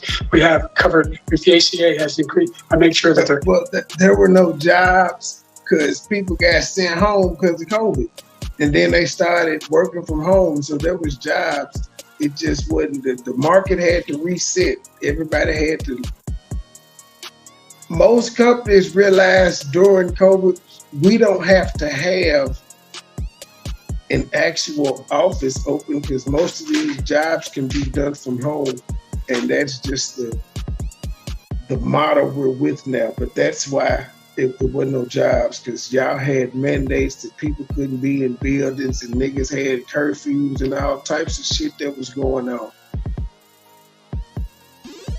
But they gave out unemployment to offset those things. So much so niggas was getting paid so much at unemployment they didn't want to go back to work. Then you had a whole bunch of jobs open that they couldn't fill because niggas was getting more money sitting at home, getting the stimulus, the pandemic unemployment than they were at work, which forced them to have to raise the minimum wage and the average salary in a lot of these restaurants to coach people to come on out. We was there, we seen it, Joe. We was here. You thought we forgot? We not as old as you, sir. $8,000 per person in a family to get written off for health care. But this guy wants to eliminate that. They tried 50 times. He wants to get rid of the ACA again, and they're going to try again if they win. We find ourselves in a position where the idea that we're not doing any, we put more police on the street than any administration has. He wants to cut the cops. We're providing for equity and making sure people have a shot to make it. There's a lot going on, but in inflation, he caused it by his tremendous malfeasance in the way he handled the pandemic. Thank you. Another persistent challenge is the climate crisis. 2023 was the hottest year in recorded history, and communities across the country are confronting the devastating effects of extreme heat, intensifying wildfires, stronger hurricanes, and rising sea levels. Former President Trump, you've vowed to end your opponent's climate initiative. It's all happened in the past before. It's happened in the past. It's been hot. But will you take any action as president to slow the climate crisis? Let me just go back to what he said about the police. how close the police are to him. Almost every police group in the nation from every state is supporting Donald J. Trump. Almost every police group. And what he's done to the black population is horrible, including the fact that for 10 years he called them super predators. We can't, in the 1990s, we can't forget that. Super predators. Way to bring that up, Trump. Way to throw that in there. Let's not forget super predators now. Super predator. This was his name. And he called it to him for 10, and they've taken great offense at it. And now they see it happening. But when they see what I did for criminal justice reform and for the historically black colleges and universities, where I funded them and got them all funded, and the opportunity zones with Tim, as you know, Tim Scott was incredible. He did a great job, great senator from South Carolina. He came to me with the idea, and it was a great idea. It's one of the most successful economic development acts ever in the country, opportunity zones. And the biggest beneficiary are blacks. And that's why we have the best numbers with them in maybe ever. They're saying ever. I read this morning where ever, the best numbers. He's lost much of the black population because he's done a horrible job for black people. He's also done a horrible job for Hispanics. But when you see these millions of people pouring into our country and they're going to take the jobs, and it's already started, and you haven't seen anything yet, it's a disaster. You have 38 seconds left. President Trump, will you take any action as president to slow the climate crisis? So I want absolutely immaculate clean water, and I want absolutely clean air, and we had it. We had H2O. We had the best numbers ever, and we were using all forms of energy, all forms, everything. And yet, during my 4 years, I had the best environmental numbers ever. And my top environmental people gave me that statistic just before I walked on the stage, actually. I don't know where the hell he's been. The idea that he said is true. I passed the most extensive climate change legislation in history. We find ourselves, and by the way, black colleges. I came up with $15 billion for HBCUs, historic black universities and colleges, because they don't have the kind of contributors that they have to build these laboratories and the like. Any black student is capable in college of doing what any white student can do. You just have the money, but now they'll be able to get those jobs in high tech. We're in a situation where the idea that he is claiming to have done something that had cleaned. That ain't what you had just told them folks in Morehouse, sir. It's water. The cleanest water. He hadn't done a damn thing for the environment. He, out of the Paris Peace Accord, Climate Accord, I immediately joined it, because if we reach 1.5 degrees Celsius at any one point, there's no way back. The only existential threat to humanity is climate change, and he didn't do a damn thing about it. He must undo all that I've done. The Paris Accord was going to cost us $1 trillion, and China nothing, and Russia nothing, and India nothing. It was a ripoff of the United States. And I ended it because I didn't want to waste that money, because they treat us horribly. We were the only ones who was costing us money. Nobody else was paying into it. And it was a disaster. But everything that he said just now, I'll give you an example. I heard him say before, insulin. I'm the one that got the insulin down for the seniors. I took care of the seniors. What he's doing is destroying all of our medical programs, because the migrants coming in, they want everybody. And look, I have the biggest heart on the stage, I guarantee you that. And I want to take care of people. But we're destroying our country. They're taking over our schools, our hospitals, and they're going to be taking over Social Security. He is destroying Social Security, Medicare, and Medicaid. The idea is that. And he specified that's for my atheist friend, the unfriendly atheist. He specified what they're taking over: Medicaid and Medicare, which are definitely Social Security programs, sir. We, in fact, they also can get disability as well. We were the only ones of consequence. We're not members of the Paris Accord. How can we do anything if we're not able to? The United States can't get its pollution under control. One of the largest polluters in the world, number one. We're making significant progress. By 2035, we will have cut pollution in half.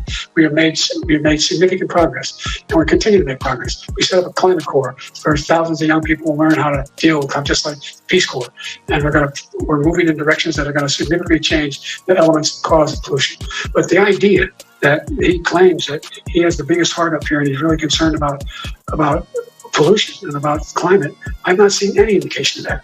And by the way, with regard to prescription drugs, one company agreed that they would reduce the price to $35, which I was calling for, one, voluntarily. I made sure every company in the world, every pharmaceutical company, cannot have to pay. Thank you. And by the way, so every day, millions of Americans struggle just to make ends meet. For many older Americans, Social Security provides a critical lifeline. President Biden, if nothing is done to Social Security, seniors will see their benefits cut in just over 10 years. Will you name tonight one specific step that you're willing to take to keep Social Security solvent? Yes, make the very wealthy begin to pay their fair share. Right now, everybody making under $170,000 pays 6% of their income, of their paycheck, every single time they get a paycheck, from the time the first one they get when they're 18 years old. The idea that they're going to, I'm proposing that everybody, they pay, the millionaires pay 1%.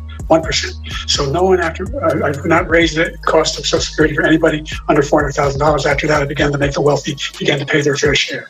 Yeah, I hear the millionaires complaining about the taxes that they have to pay. So I'm confused. Are they paying taxes or are they not? Because I hear athletes talk about this. One of the main things that make them go broke, the taxes. The taxes they got to pay. From 1% beyond to be able to guarantee the program for life.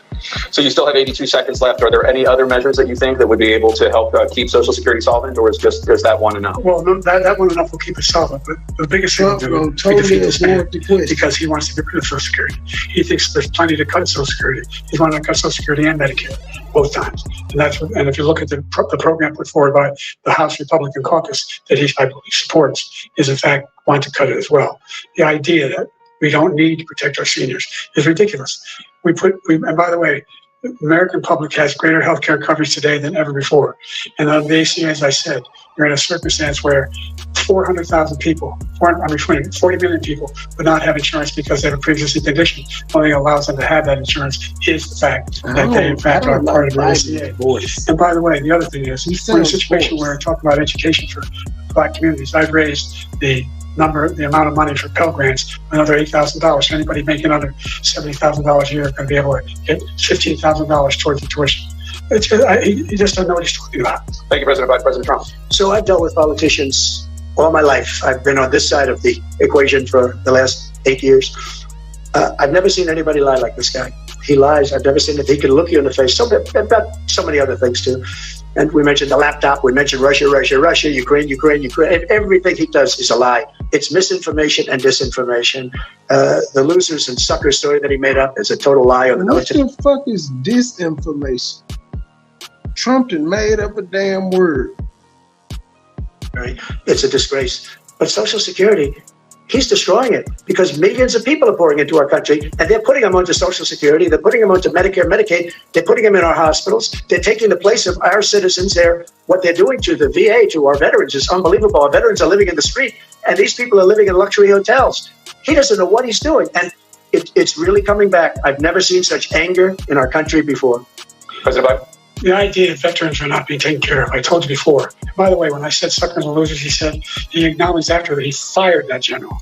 That general got fired because he's the one that acknowledged that that's what he said. He was the one standing with Trump when he said it, number one. Number two, the idea that we're going to be in a situation where all these millions and millions, the way he talks about it, illegal aliens are coming into the country and taking away our jobs. There's a reason why we have the fastest growing economy in the world. The reason why we have the most successful economy in the world.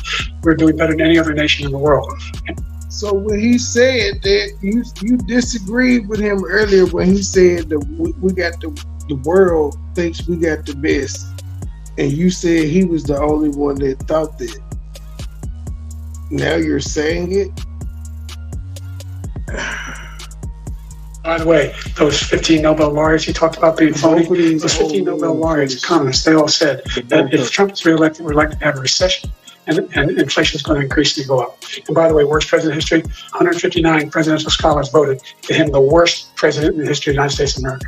President Biden, thank you so much. Let's turn to the cost of child care, which many American families struggle to afford. President Trump, both you and President Biden have tried to address this issue, but the average cost of child care in this country has risen to more than $11,000 a year per child. For many families, the cost... So I guess this is white child care because Biden already discussed black child care, so I guess this is for white people?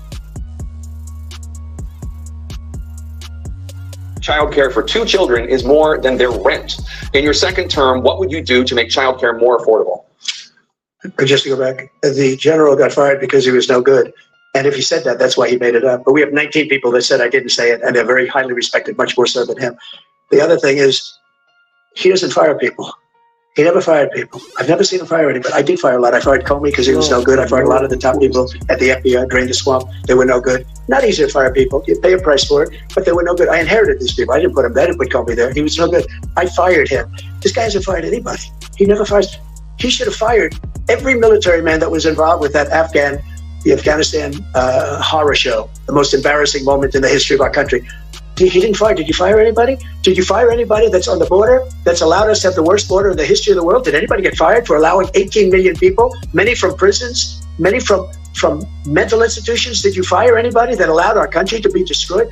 Joe, our country is being destroyed as you and I sit up here and waste a lot of time on this debate. This shouldn't be a debate. He's the worst president. He just said about me because I said it. But look, he's the worst president in the history of our country. He's destroyed our country. Now all of a sudden he's trying to get a little tough on the border. He came out with a nothing deal, and it reduced it a little bit, like this much. It's insignificant. He wants open borders. He wants our country to either be destroyed or he wants to pick up those people as voters. And I don't think we just can't let it happen. If he wins this election, our country doesn't have a chance, not even a chance, of coming out of this rut. We probably won't have a country left anymore. That's how bad it is. He's the worst in history by far. Thank you, President Trump. President Biden? We're the most admired country in the world. We're the United States of America. There's nothing beyond our capacity. We have the finest military in the history of the world, the finest in the history of the world. No one thinks we're weak. No one wants to screw around with us. Nobody. Number one. Number two, the idea that we're talking about worst presidents. I wasn't joking. Look it up. Go online. 159 or 58, don't hold the exact number, presidential historians. They've had meetings and they voted who was the worst president in American history. One from best to worst. They said he was the worst in all of American history. That's a fact. That's not conjecture. He can argue they're wrong, but that's what they voted. The idea that he is doing anything to deal with child care, he did virtually nothing to child care. We should significantly increase the child care tax credit. We should significantly increase the availability of women and men or single parents to be able to go back to work. And we should encourage businesses to have. Thank you, President Biden. President Trump, the question was about what would you do to make child care more affordable, if you want to take your minute. Just so you understand, we have polling, we have other things that they rate him the worst. Because what he's done is so bad. And they rate me, I'll show you, I will show you. And they rate me one of the best, okay? And if I'm given another 4 years, I will be the best. I think I'll be the best. Nobody's ever created an economy like us. Nobody ever cut taxes like us. He's the only one I know. He wants to raise your taxes by 4 times. He wants to raise everybody's taxes by 4 times. He wants the Trump tax cuts to expire. So everybody, including the two of you, are going to pay 4 to 5 times. Nobody ever heard of this before. All my life, I grow up and I see politicians talking about cutting taxes. When we cut taxes, as I said, we did more business. Apple and all these companies, they were bringing money back into our country. The worst president in history by far, and everybody knows it. President Biden? Look, the fact of the matter is that he's dead wrong about he's increased the tariff. He will increase the taxes on middle class people. I said I'd never raise a tax on anybody making less than $400,000. I didn't. But this tariff is 10% tariffs. Everything coming in the country, you know what the economists say? That's going to cost the average American $2,500 a year more because they're going to have to pay the difference in food and all the things that are important. Number two, he's in a situation where he talks about how he has not raised, he's somehow helped the middle class. The middle class has been devastated by you. Now you want a new tax cut of $5 trillion over the next 10 years, which is going to fundamentally bankrupt the country. You have the largest deficit of any president in American history, number one. Number two, you have not, in fact, made any contact, any progress with China. We are the lowest trade deficit with China since 2010. Thank you, President Biden. Thank you, President Biden. Let's discuss an epidemic impacting millions of Americans that both of you have made a top priority in your first term, the opioid crisis. And for both of you, the number of overdose deaths in this country has gone up. Under your term, it went up. Under your term, it has gone up. Former President Trump, despite the efforts that both of you have made, more than 100,000 Americans are dying from overdoses every year, primarily from fentanyl and other opioids. What will you do to help Americans right now in the throes of addiction who are struggling to get the treatment they need? To finish up, we now have the largest deficit in the history of our country under this guy. We have the largest deficit with China. He gets paid by China. He's a Manchurian candidate. He gets money from China. So I think he's afraid to deal with them or something. But you notice he never took out my tariffs because we bring in so much money with the tariffs that I imposed on China. He never took them away. He can't because it's too much money. It's tremendous. And we saved our steel industries and there was more to come. But he hasn't done that. But he hasn't cut the tariffs because he can't, because it's too much money. But he's got the largest deficit in the history of our country, and he's got the worst the worst situation with China. China's going to own us if you keep allowing them to do what they're doing to us as a country. They are killing us as a country, Joe, and you can't let that happen. You're destroying our country. So, President Trump, you have 67 seconds left. The question was, what are you going to do to help Americans in the throes of addiction right now who are struggling to get the treatment they need? Jake, we were doing very well in addiction until the COVID came along. We had the 2.5, almost 3 years of like nobody's ever had before, any country, in every way. And then we had to get tough. And it was the drugs pouring across the border where it started to increase. We got great equipment. We bought the certain dog that's the most incredible thing that you've ever seen, the way they can spot it. We did a lot. And we were getting very low numbers, very, very low numbers. Then he came along. The numbers, have you seen the numbers now? It's not only the 18 million people that I believe is even low, because the gotaways, they don't even talk about gotaways, but the numbers of the amount of drugs and human trafficking in women coming across our border, the worst thing I've ever seen.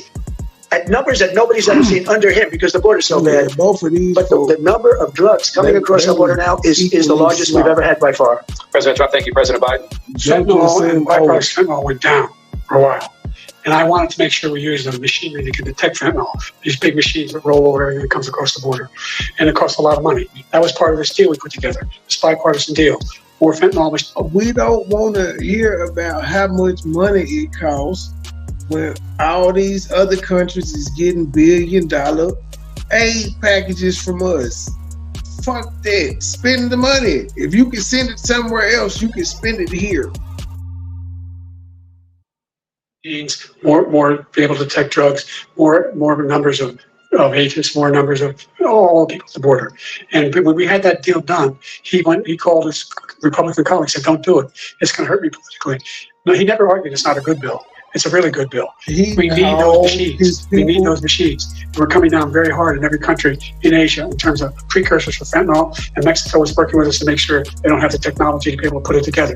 That's what we have to do. We need those machines. Thank you, President Biden. President Trump, and again, the question is about Americans in the throes of addiction right now struggling to get the treatment they need. Well, this does pertain to it.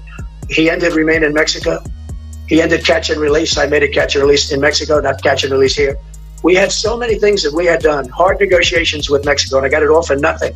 It's just like when you have a hostage. We always pay $6 billion for a hostage. Every time we say it's a hostage. Now we have a hostage, a Wall Street Journal reporter, I think a good guy, and he's over there because Putin is laughing at this guy, probably asking for billions of dollars for the reporter. I will have him out very quickly as soon as I take office. Before I take office, I said, as soon as I win the election, I will have that reporter out. He should have had him out a long time ago, but Putin's probably asking for billions and billions of dollars because this guy pays it every time. We have 2 cases where we paid $6 billion for 5 people. I got 58 people out, and I paid essentially nothing. Thank you, President Trump. Dana? Let's turn to concerns that voters have about each of you. President Biden, you would be 86 at the end of your second term. How do you address concerns about your capability to handle the toughest job in the world well into your 80s? Well, first of all, I spent half my career being criticized as being the youngest person in politics. I was the second youngest person ever elected to the United States Senate, and now I'm the oldest. This guy's 3 years younger and a lot less competent. I think that just look at the record. Look at what I've done. I've turned around the horrible situation he left me.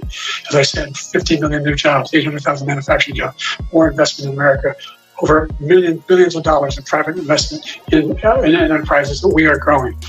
By the way, we brought an awful lot of people. The whole idea of computer chips reached that 30% of the market. We invented those chips, and we lost it because he was sending people to find the cheapest jobs overseas and then bring home a product. So I went to South Korea. I convinced Samsung to invest billions of dollars here in the United States. And guess what? Those fabs, they call it, to build these chips, those fabs pay over $100,000. You don't need a college degree for them. And there's billions, about $40 billion already being invested and being built right now in the United States, creating significant jobs for Americans from all over the world. President Biden, you have 40 seconds left. Would you like to add anything? Yeah, I would. The idea that somehow we are this failing country. Never heard a president talk like this before. We're the envy of the world. Name me a single major country president who wouldn't trade places with the United States of America for all our problems and all our opportunities. We're the most progressive country in the world in getting things done. We're the strongest country in the world. We're a country in the world who keeps our word, and everybody trusts us. All of our allies and our those who he calls up to, from Kim Jong-un. He sends love letters. He was about to say all our ops. Go ahead then, Joe. Joe was about to say all our ops. I heard him. keeps our word, and everybody trusts us. All of our allies and those who he calls up to, from Kim Jong-un, we sent love letters to, and Putin, etc. They don't want to screw around with us. Thank you. Former President Trump, to follow up, you would be 82 at the end of your second term. What do you say to voters who have concerns about your capabilities to serve? Well, I took 2 tests, cognitive tests. I aced them, both of them, as you know. We made it public. He took none. I'd like to see him take one, just one, a real easy one. Like go through the first 5 questions. He couldn't do it. But I took 2 cognitive tests. I took physical exams every year.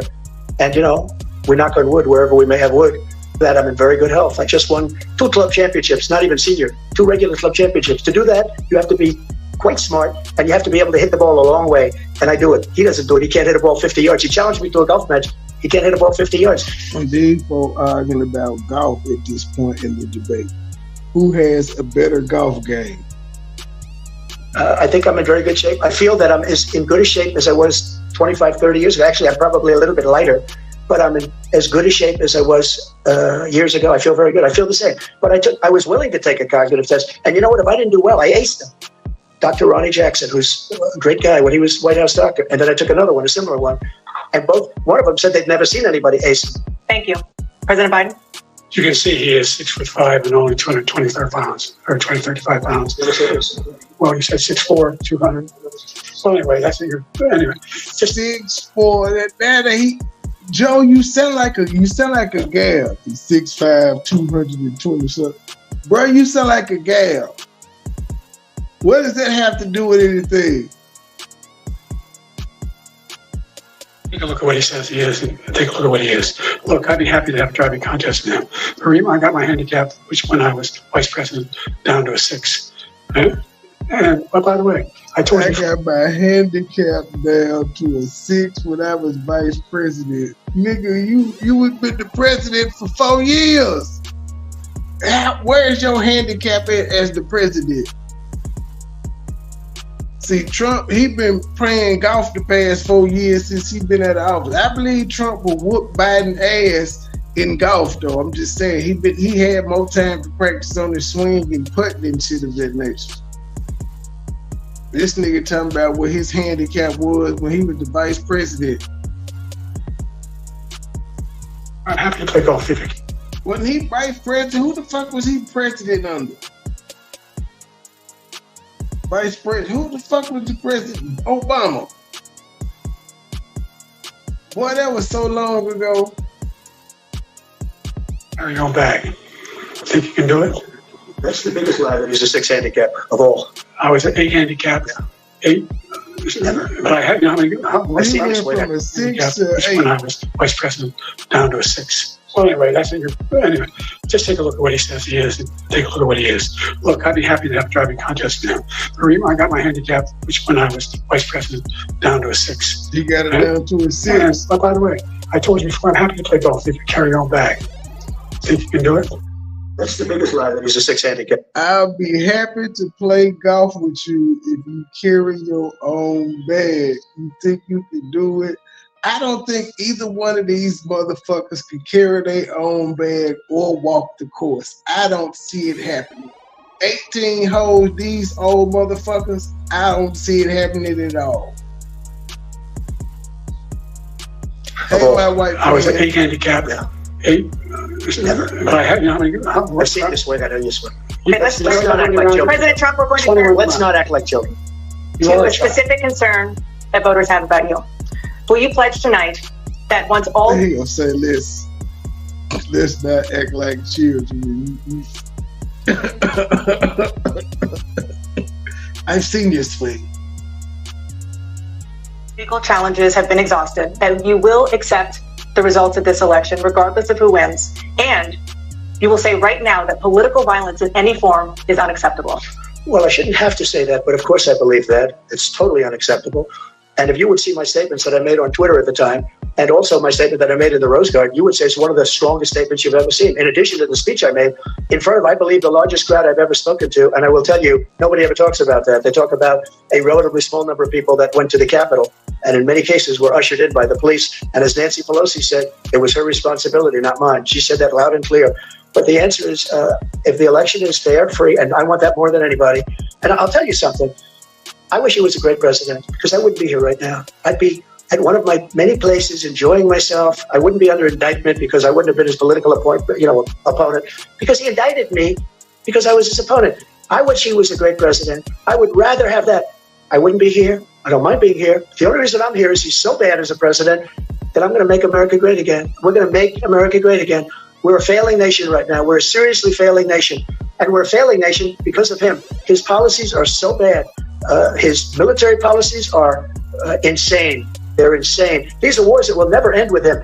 He will drive us into World War III. And we're closer to World War III than anybody can imagine. We are very, very close to World War III. And he's driving us there. And Kim Jong-un and President Xi of China, Kim Jong-un of North Korea, all of the...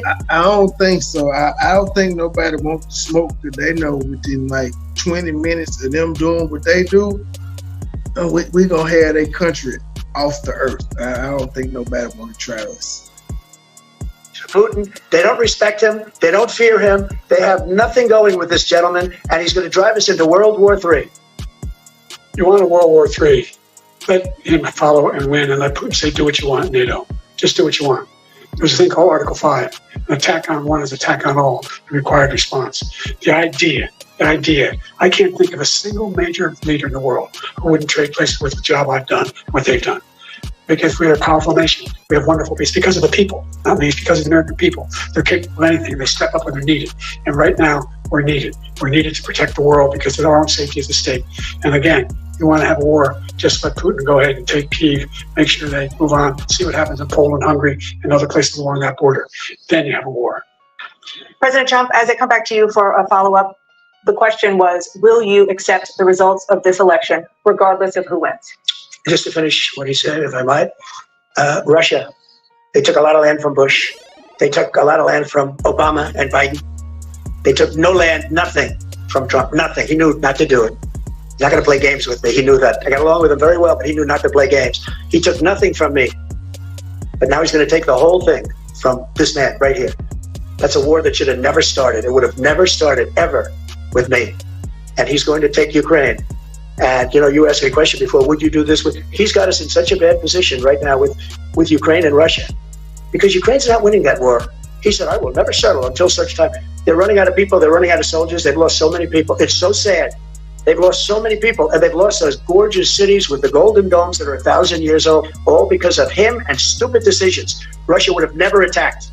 President Trump, the question was, will you accept the results of the election, regardless of who wins? Yes or no, please. If it's a fair and legal and good election, absolutely. I would have much rather accepted these, but the fraud and everything else was ridiculous. And if you want, we'll have a news conference on it in a week, or we'll have another one of these in a week. But I will absolutely, there's nothing I'd rather do. It would be much easier for me to do that than I'm running again. I wasn't really going to run until I saw the horrible job he did. He's destroying our country. I would be very happy to be someplace else, in a nice location someplace. And again, no indictments, no political opponent stuff, because it's the only way he thinks he can win. But unfortunately, it's driven up by numbers and driven them up to a very high level because the people understand it. Let's see what your numbers are when this election is over. Let's see. You're a whiner. When you lost the first time, you continued, you appealed and appealed to courts all across the country. Not one single court in America said any of your claims had any merit, state or local, none. But you continue to provoke this lie about somehow there's all this misrepresentation, all this stealing. There's no evidence of that at all. And I tell you what, I doubt whether you'll accept it because you're such a whiner. The idea if you lose again, you accept anything, you can't stand the loss. Something snapped in you when you lost the last time. We'll be right back with more from the CNN presidential debate, live from Georgia.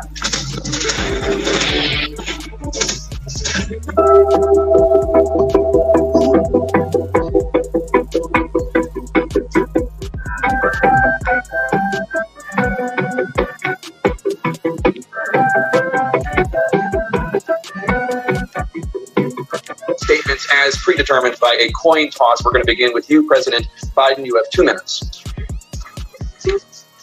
We've made significant progress from the debacle that was left by President Trump in his last term. We find ourselves in a situation where, number one, we have to make sure that we have a fair tax system. I ask anyone out there in the audience or anyone out watching this debate, do you think the tax system is fair? The fact is that I said nobody even making under $400,000 had a single penny increase in their taxes and will not. And if I'm reelected, that'll be the case again. But this guy has increased your taxes because of the deficit. Number one, he's increased inflation because of the debacle he left after the way he handled the pandemic. And he finds himself in a position where he now wants to tax you more by putting a 10% tariff on everything that comes in the United States of America. What I did, when, for example, he wants to get away with, get rid of the ability of Medicare to, for the ability to, for the, us to be able to negotiate drug pricing with the big pharma companies. Well, guess what? We got it down to $35 per insulin instead of $400. No more than $2,000 for every senior, no matter how much prescription they need. You know what that did? That reduced the federal debt by $160 billion over 10 years because the government doesn't have to pay the exorbitant prices. I'm going to make that available to every senior.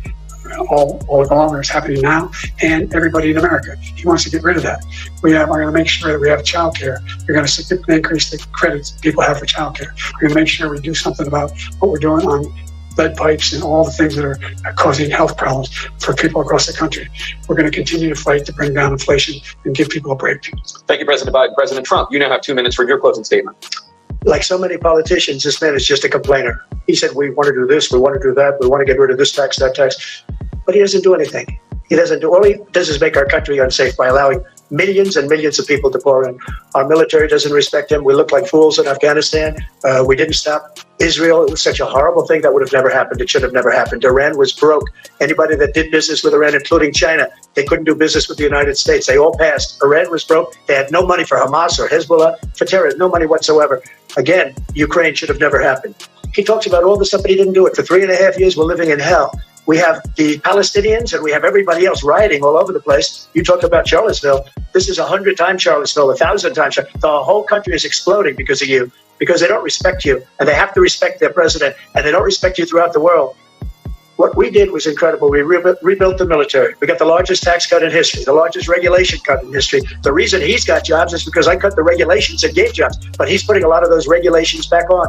All of the things that we've done, nobody's never seen anything like. Even from a medical standpoint, right to try, where we can try space-age materials instead of going to Asia or going to Europe and trying to get when you're terminally ill. Now you can go and you can get something. You sign a document. They've been trying to get it for 42 years. But you know what we did for the military was incredible choice for our soldiers, where our soldiers, instead of waiting for 3 months to see a doctor, can go out and get themselves fixed up and readied up and take care of themselves, and they're living. And that's why I had the highest approval rating in the history of the VA. So all of these things, we're in a failing nation, but it's not going to be failing anymore. We're going to make it great again. Thank you, former President Trump, President Biden. Stay with us because we have full analysis of this debate. Anderson Cooper and Aaron Burnett. All right. Now we're going to go check out a little bit of what Biden had to say at his rally, and then we're going to listen to a little bit of what Trump had to say in his rally. I don't know what the fuck that is. You folk got a song playing and shit. Come on. Joseph Biden. But it won't be easy. I don't want to hear that. Give me straight to Biden. Is that Saucy Santana performing? God damn. Where is Biden? They good.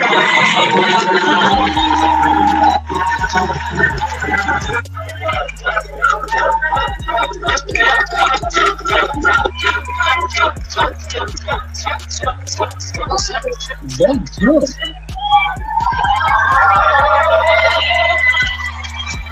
Ain't no problem with the Joe Biden party because the Joe Biden party don't stop. And Black Place Music, let's hear from Fat Joe and E40. Oh, that was Fat Joe and E40. They was about to rap us out.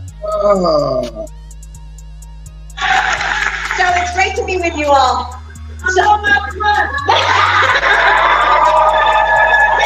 Well, this lady last night gonna tell her husband she was happy because he remembered all the questions. You don't say that in public. A story that I didn't agree to marry Joe until the 5th time he asked me. But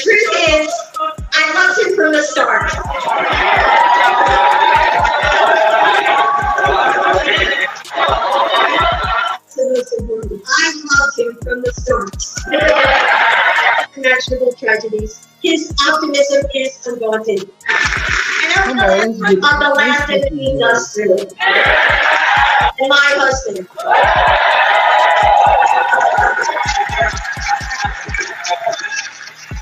What you saw last night on the big stage was Joe Biden, a president with integrity and character. And across the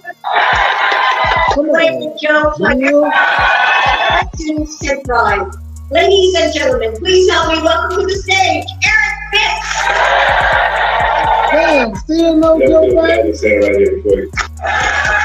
Wants to go right in my face. Damn, they tricked me. I thought he talked for like an hour. They ain't get this nigga number 20 minutes. Like, 29 minutes. We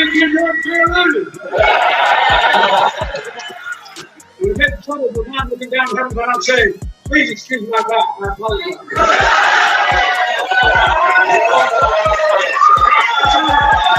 It's good down to him, you do. Eric, thank you for the introduction. We had a wonderful time spending time with your sons, Christian and Carter.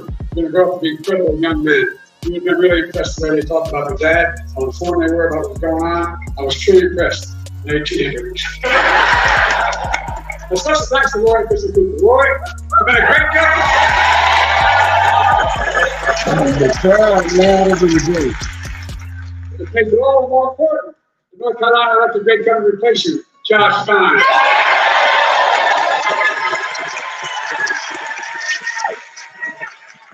You want me to look at your help, I want you to know that I'm not promising not to take for it. No problem.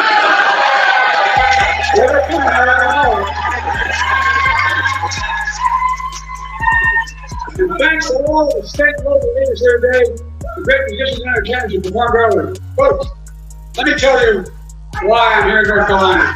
I'm here for what?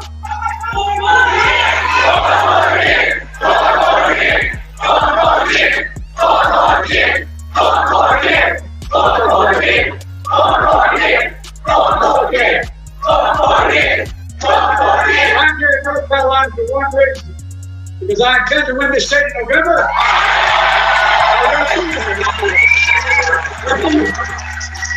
Here we are. You're always right. We win here, we win the election. And here's how we're going to do it. We're going to stand up for the winner bear.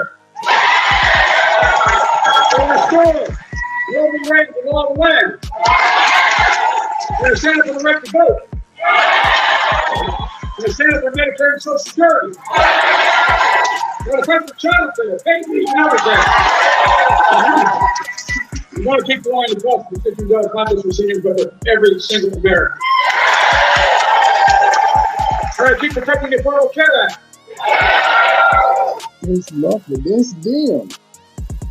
That's them. That's the audience yelling and stuff. Which is why more than 40 million Americans have health insurance today. We're going to protect our children and get the weapons of war off our streets. We're going to provide clean drinking water. The crowd louder than him. Quality education for every child in America. We're going to secure our border and protect legal immigration.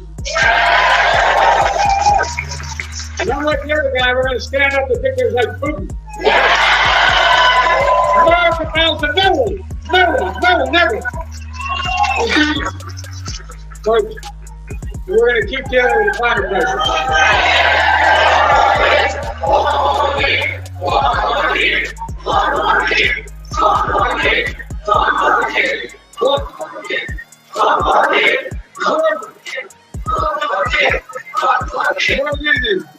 We're going to preserve, protect, and defend our democracy. There's more than anything else. That is what is at stake in America that's watching. Your freedom, your democracy. America itself is at stake. Now, folks, I don't know what you did last night, but I spent 90 minutes on the stage debating the guy who has the morals of an alley cat. Did you see Trump last night?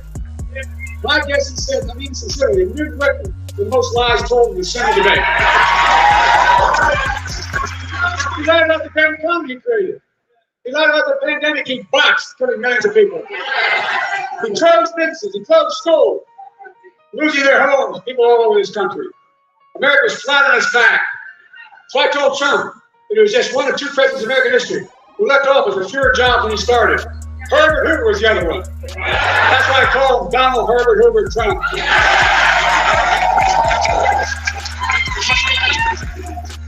Then he lied about how great he was for victims. But then, I told him how he told the veterans to give their lives in the country in World War I and refused to go to the gravesites. He called them suckers and socialists. They tried to deny it. Let me ask you, are you going to need a 4-star Marine general? His own former Chief of Staff, John Kelly, said he said that.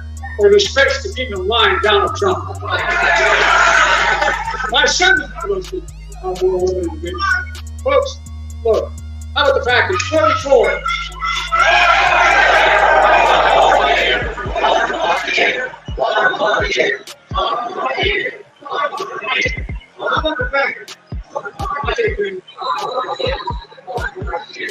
How about the fact that 40 out of his 44 top advisors, including the vice president, aren't supporting him this time around? People know that. 40 of them said, I will not support the man I work for this time around.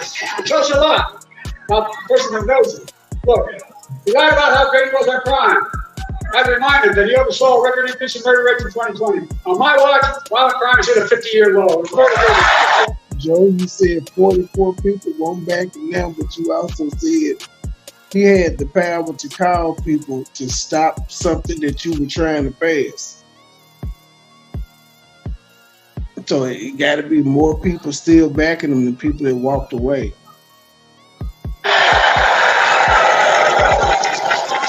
So then I pointed out, so the only convicted criminal I gave last night was Donald Trump. And I thought about his 34 public convictions, his sexual assault on a woman in a public place, his being fined $400 million for business fraud. I thought to myself, Donald Trump isn't just a convicted felon. Donald Trump is a one-man crime wave. He's got more trials. He's got more trials coming up. Lock him up! Lock him up! Lock him up! Lock him up! Lock him up! Sure. The thing that bothers me maybe most about him, he has no respect for women or the law. And then, his biggest lie, he lied about how he had nothing to do with the insurrection of January 6th. We all saw with our own eyes. The election on television. We saw thousands of insurrections attack the Capitol. We saw police being attacked. The Capitol being ransacked.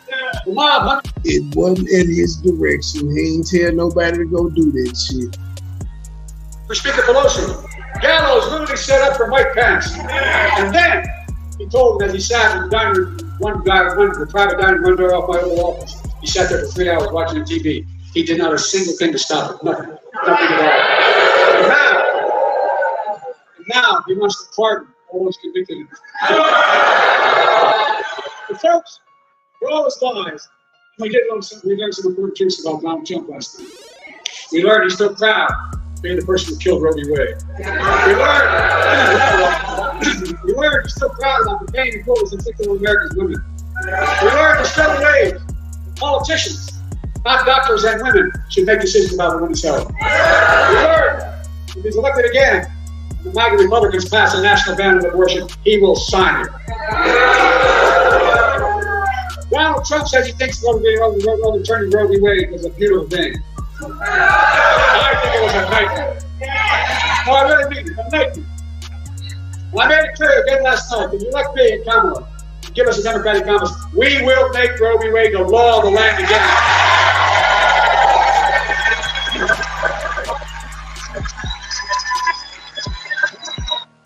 Why haven't you done it now if you got that much power? Continue to lie. He said I quadruple taxes. Where the hell is he been? Which is a simple lie. I didn't raise the tax on anyone in America when they made less than $400,000 a year.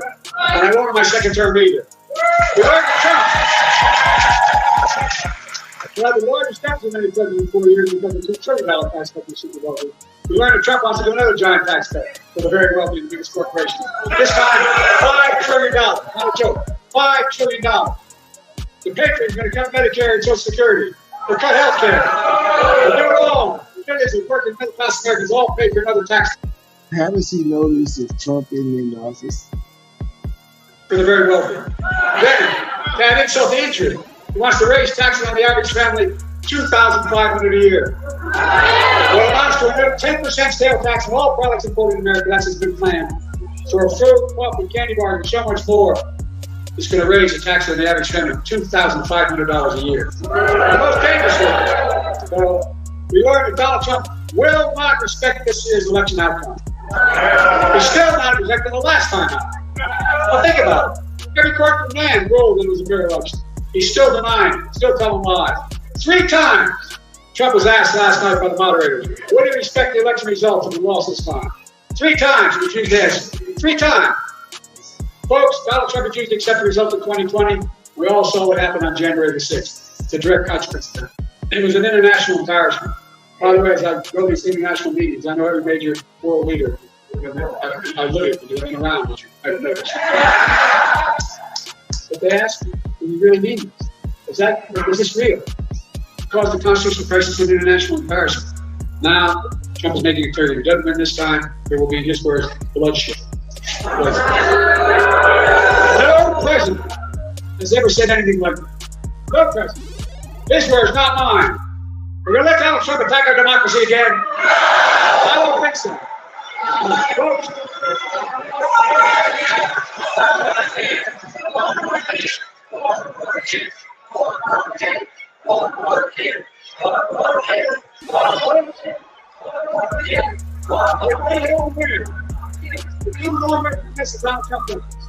We cannot have the pandemic. We're a long way from the Donald Trump telling us to inject bleach in our skin. The COVID is not that dangerous. Today we have the strongest economy in the world without exception. 15 million new jobs. 800,000 manufacturing jobs. Unemployment under 4% for a record 2 years in a row. Historic Black and Hispanic unemployment down. Historic racial of 12% in Black and all communities across the nation, particularly in rural areas. Historic economic growth. Inflation has dropped from 9% to 3% and is still going down. I know we have more to do to get prices down, but to take on corporate trade, make it twice the profit they were before the pandemic. We got to make housing more affordable. Provide child care. Make the tax code fair. 16 Nobel winners of the economic Nobel Prize have looked at my economic plan this week. They issued a report. And Trump's plan. Here's what they concluded. They said that my plan would continue to grow the economy and bring down inflation. 16 Nobel laureates. And that Trump's plan to send the nation into recession and inflation soaring through the roof. Don't take my word for it. Folks, let me close with this. I know I'm not a young man. They booing and yelling and all of this on cue. Something's fishy.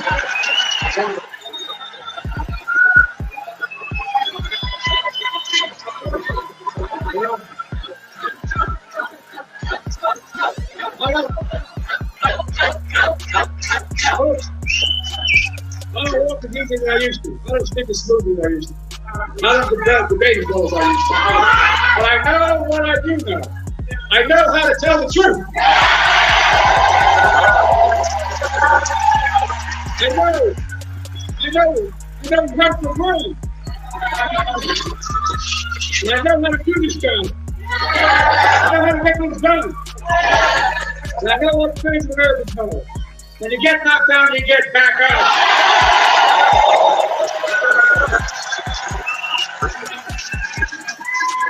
I know what it took to take our economy to the pandemic.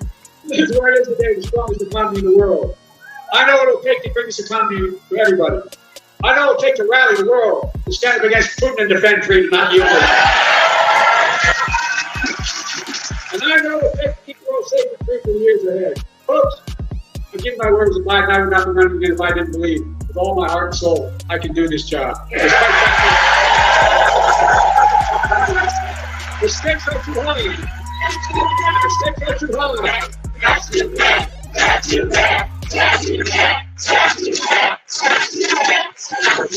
Donald Trump is a genuine threat to this nation. It's a threat to our freedom. It's a threat to our democracy. It's literally a threat to everything America stands for. Look, you don't understand what I think all of you do. America is the finest and most unique nation in the world. We're the only nation in the world, and I mean this sincerely, it's a fact statement, not a hyperbolic statement. It's fact. We're the only nation in the world built on an idea. All other nations built on ethnicity, geography, and other religion. But we're built on an idea. And we're all created equal. There's only three people throughout our lives. We've never fully lived up to what we damned in the year 2024, just 2 years. Just 2 years before the 25th anniversary of our Declaration of Independence, I'll let Donald Trump walk away from it.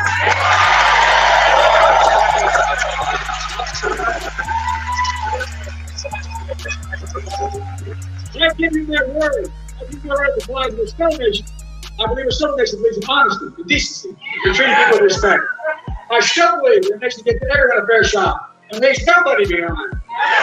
The Stone Nation gets hate no safe harbor. And we're still the beacon of the world. We can never give up what makes America America. Donald Trump is motivated by revenge and retribution. Well, revenge and retribution never build a damn thing. You and I, we Americans are a nation of hope, optimism, and possibilities.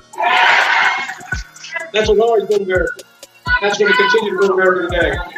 The choice in this election is simple. Donald Trump will destroy our democracy. I will defend it.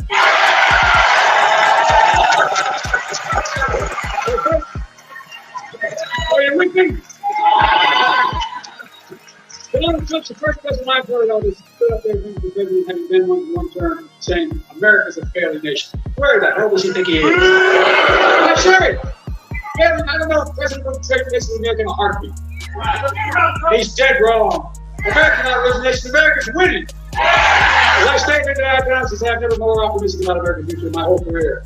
Just remember who we are. We're the United States of America. There's nothing beyond our capacity. Nothing. When we act together. We've got it. So may God bless you all. And may God protect our troops. Let's go get it, my friends.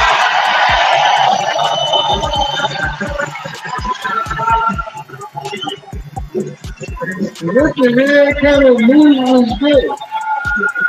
It looked like he was about to start running, then he stopped. Okay. Let's see what Trump had to say and we get up out of here. But as you saw on television last night, we had a big victory against a man that really is looking to destroy our country. He's the worst. He's the most corrupt, the most incompetent president in the history of our country. And we have to take it back from that party. That's an evil party, despite the fact that crooked Joe Biden spent the entire week at Camp David, resting, working, studying. He studied very hard. He studied so hard that he didn't know what the hell he was doing. He got the debate rules that he wanted. He got the date that he wanted. He got the network that he wanted. With the moderates he wanted. No amount of rest or rigging could help him defend his atrocious record. It's not defensible. I don't care who you were. You could be the late, great Clarence Darrow. Has anyone ever heard of Clarence Darrow? He was known as quite a good debater. Not as good as your governor, but that's okay. Hello, Governor. I can't miss this guy in the crowd. But his son's much better looking than him. Joe Biden's problem is not his age. It's not his anything, really. It's got no problem other than it's his competence. Notice how Trump's crowd ain't every time he say something just cheering out willy-nilly like Biden's crowd. They was doing the most. He's grossly incompetent. You know, they keep saying old. I know people that are much older than him that are doing unbelievable things, making a fortune. I knew a man that at 79, he was never a success, and he made $1 billion and a half from 79 to 92. And that's what it is. It's not his age, it's his competence. He's not respected anywhere in the world. Our country is being laughed at all over the world. Biden is using the weaponization of his Justice Department, the FBI, local district attorneys and attorneys general to try and win an election against his political opponent. That happens to be me. Do you know who I am? Something that actually was unthinkable in our nation, but which is very common in third world countries or in banana republics. That's what he's doing. He's using law enforcement to try and hurt his political opponent. Every one of those things last night, you saw that, was all started by this guy, this crooked guy. And not only crooked, I mean, just so bad in so many ways. He's killing our country. He's incapable of winning based on his far-left policies of open borders, massive tax increases, the Green New Scam. That's a windmill on every corner, most of which don't work. And things like putting men in women's sports, really not a great idea. As every American saw firsthand last night, this election is a choice between strength and weakness, competence and incompetence, peace and prosperity, or war or no war. They like a war. They love wars. You know, they love killing people. It's so wonderful. You know, I'm the only president in many, many decades that didn't start a war. I finished one. I beat ISIS in record time. As soon as I left, we had the situation where Russia went into Ukraine. They would have never done that. And where Israel's attacked. And then we had inflation.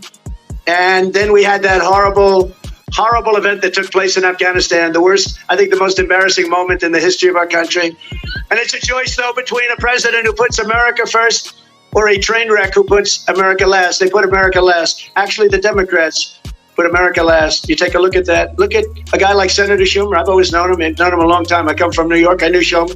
He's become a Palestinian. He's a Palestinian now. Congratulations. He was very loyal to Israel and to Jewish people. He's Jewish, but he's become a Palestinian because they have a couple of more votes or something. Nobody's quite figured it out. A vote for Joe Biden is a vote for failure, surrender, and disaster for our country. A vote for your all-time favorite president, President Donald J. Trump.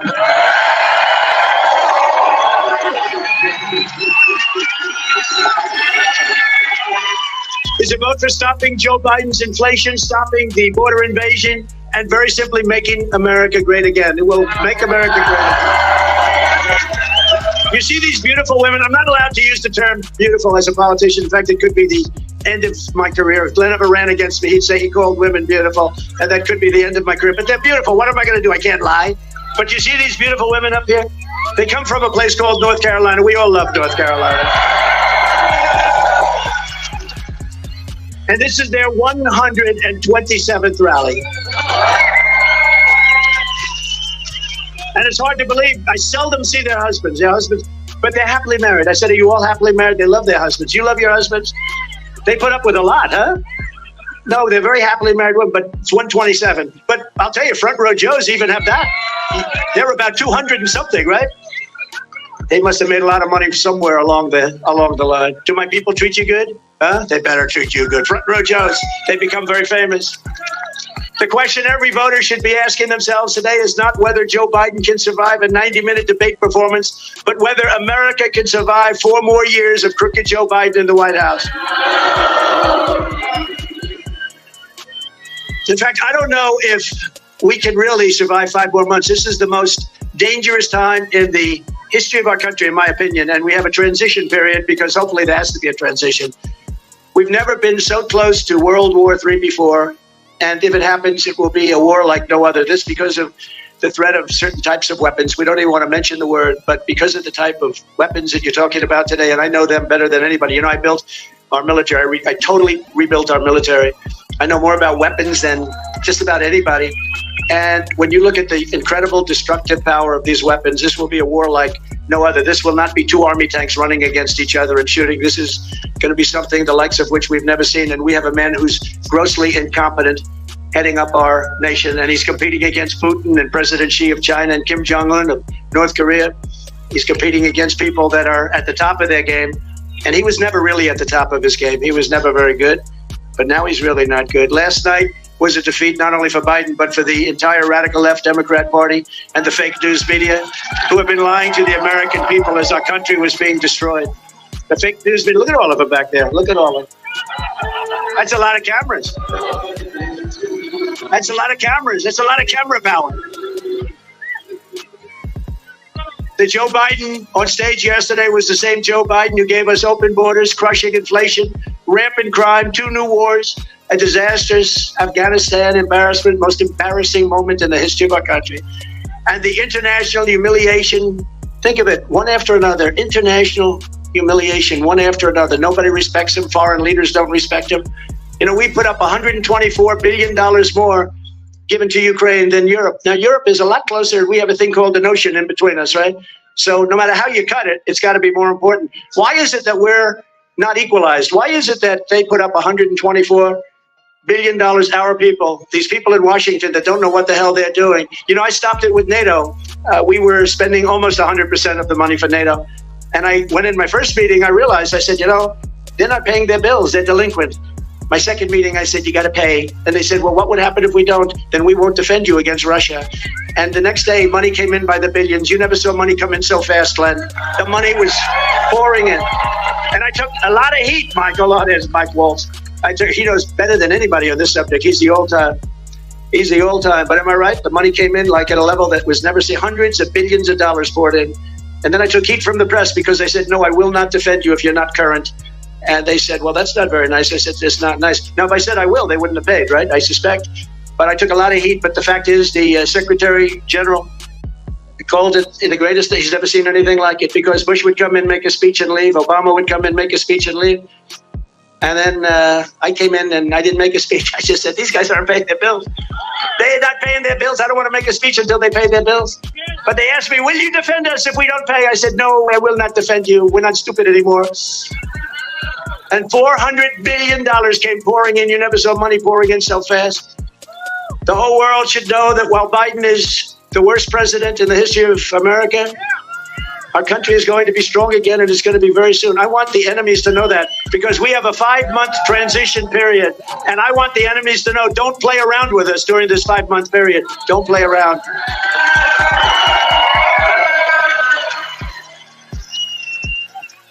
It's only for them. It's also from, in all fairness, we have enemies on the outside, China, Russia, North Korea, enemies, but they're not really enemies if you have a smart president. If you have a smart president, they're not enemies. You'll make them do great. We had no problems. China paid us hundreds of billions of dollars. And it was so because they respected our country. Thank you very much. He said they respected you. Thank you. Stand up, please. Who said that? Stand up. Because they respected us. You said it better than I could. Thank you. I plagiarized. Thank you. No, they respected us. There was no games. But we have the enemy on the outside, and you can do great things with them. And then we have a worse enemy. I call it the enemy from within.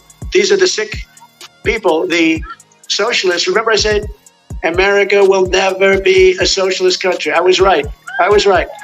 It skipped over socialism, went directly into fascism and communism. It never stopped at the station called socialism. It went worse. And that's a big problem that we have. But I think you're starting to see the end of that. And it's been starting for a while now with us. But I think last night was a big moment for people with common sense that want to see America be great again, want to put America first. Many people are saying that after last night's performance that Joe Biden is leaving the race. But the fact is, I don't really believe that, because he does better in polls than any of the Democrats they're talking about. You've seen that, Glenn. These polls come out with some of the names they're being, like Gavin Newsom. He can't run California. He's one of the worst governors. No, he's a bad governor. He can't run California. People are leaving one of the most beautiful places on earth in terms of weather, in terms of everything else. You can't do any better than California. He's doing a terrible job. But he gets up and he says, oh, California's doing great, like machine gun, But it's doing bad. People are leaving so fast, and he'd be easy. But he's got lousy poll numbers. And you take a look at some of the others. Then, of course, Kamala is somebody that will be on the scope. It might have been Joe Biden's single best decision, putting her as vice president. Might have been his best, because nobody wants that. I do. I'd be very happy with that. But they don't poll as well as this guy. I mean, I don't want to speak against myself, but maybe, and they polled everybody. They polled Michelle Obama. She polls very badly. No, she polls terribly. Michelle Obama, people, they polled many people. And it's hard to believe, but crooked Joe Biden polls better than those people. So I don't know what's going to happen. I have absolutely no idea. I just know that we're going to make America great again.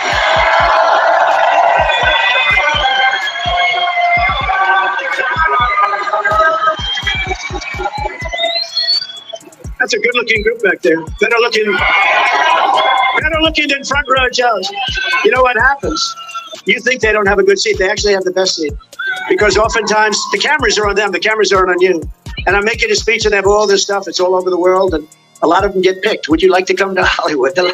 You'd be amazed how many people. They see some of these beautiful faces and they say, let's move them to Hollywood. They have the best seat.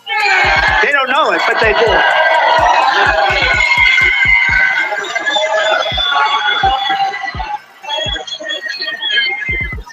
Okay, I don't want to point to too many of them. Get myself in trouble. But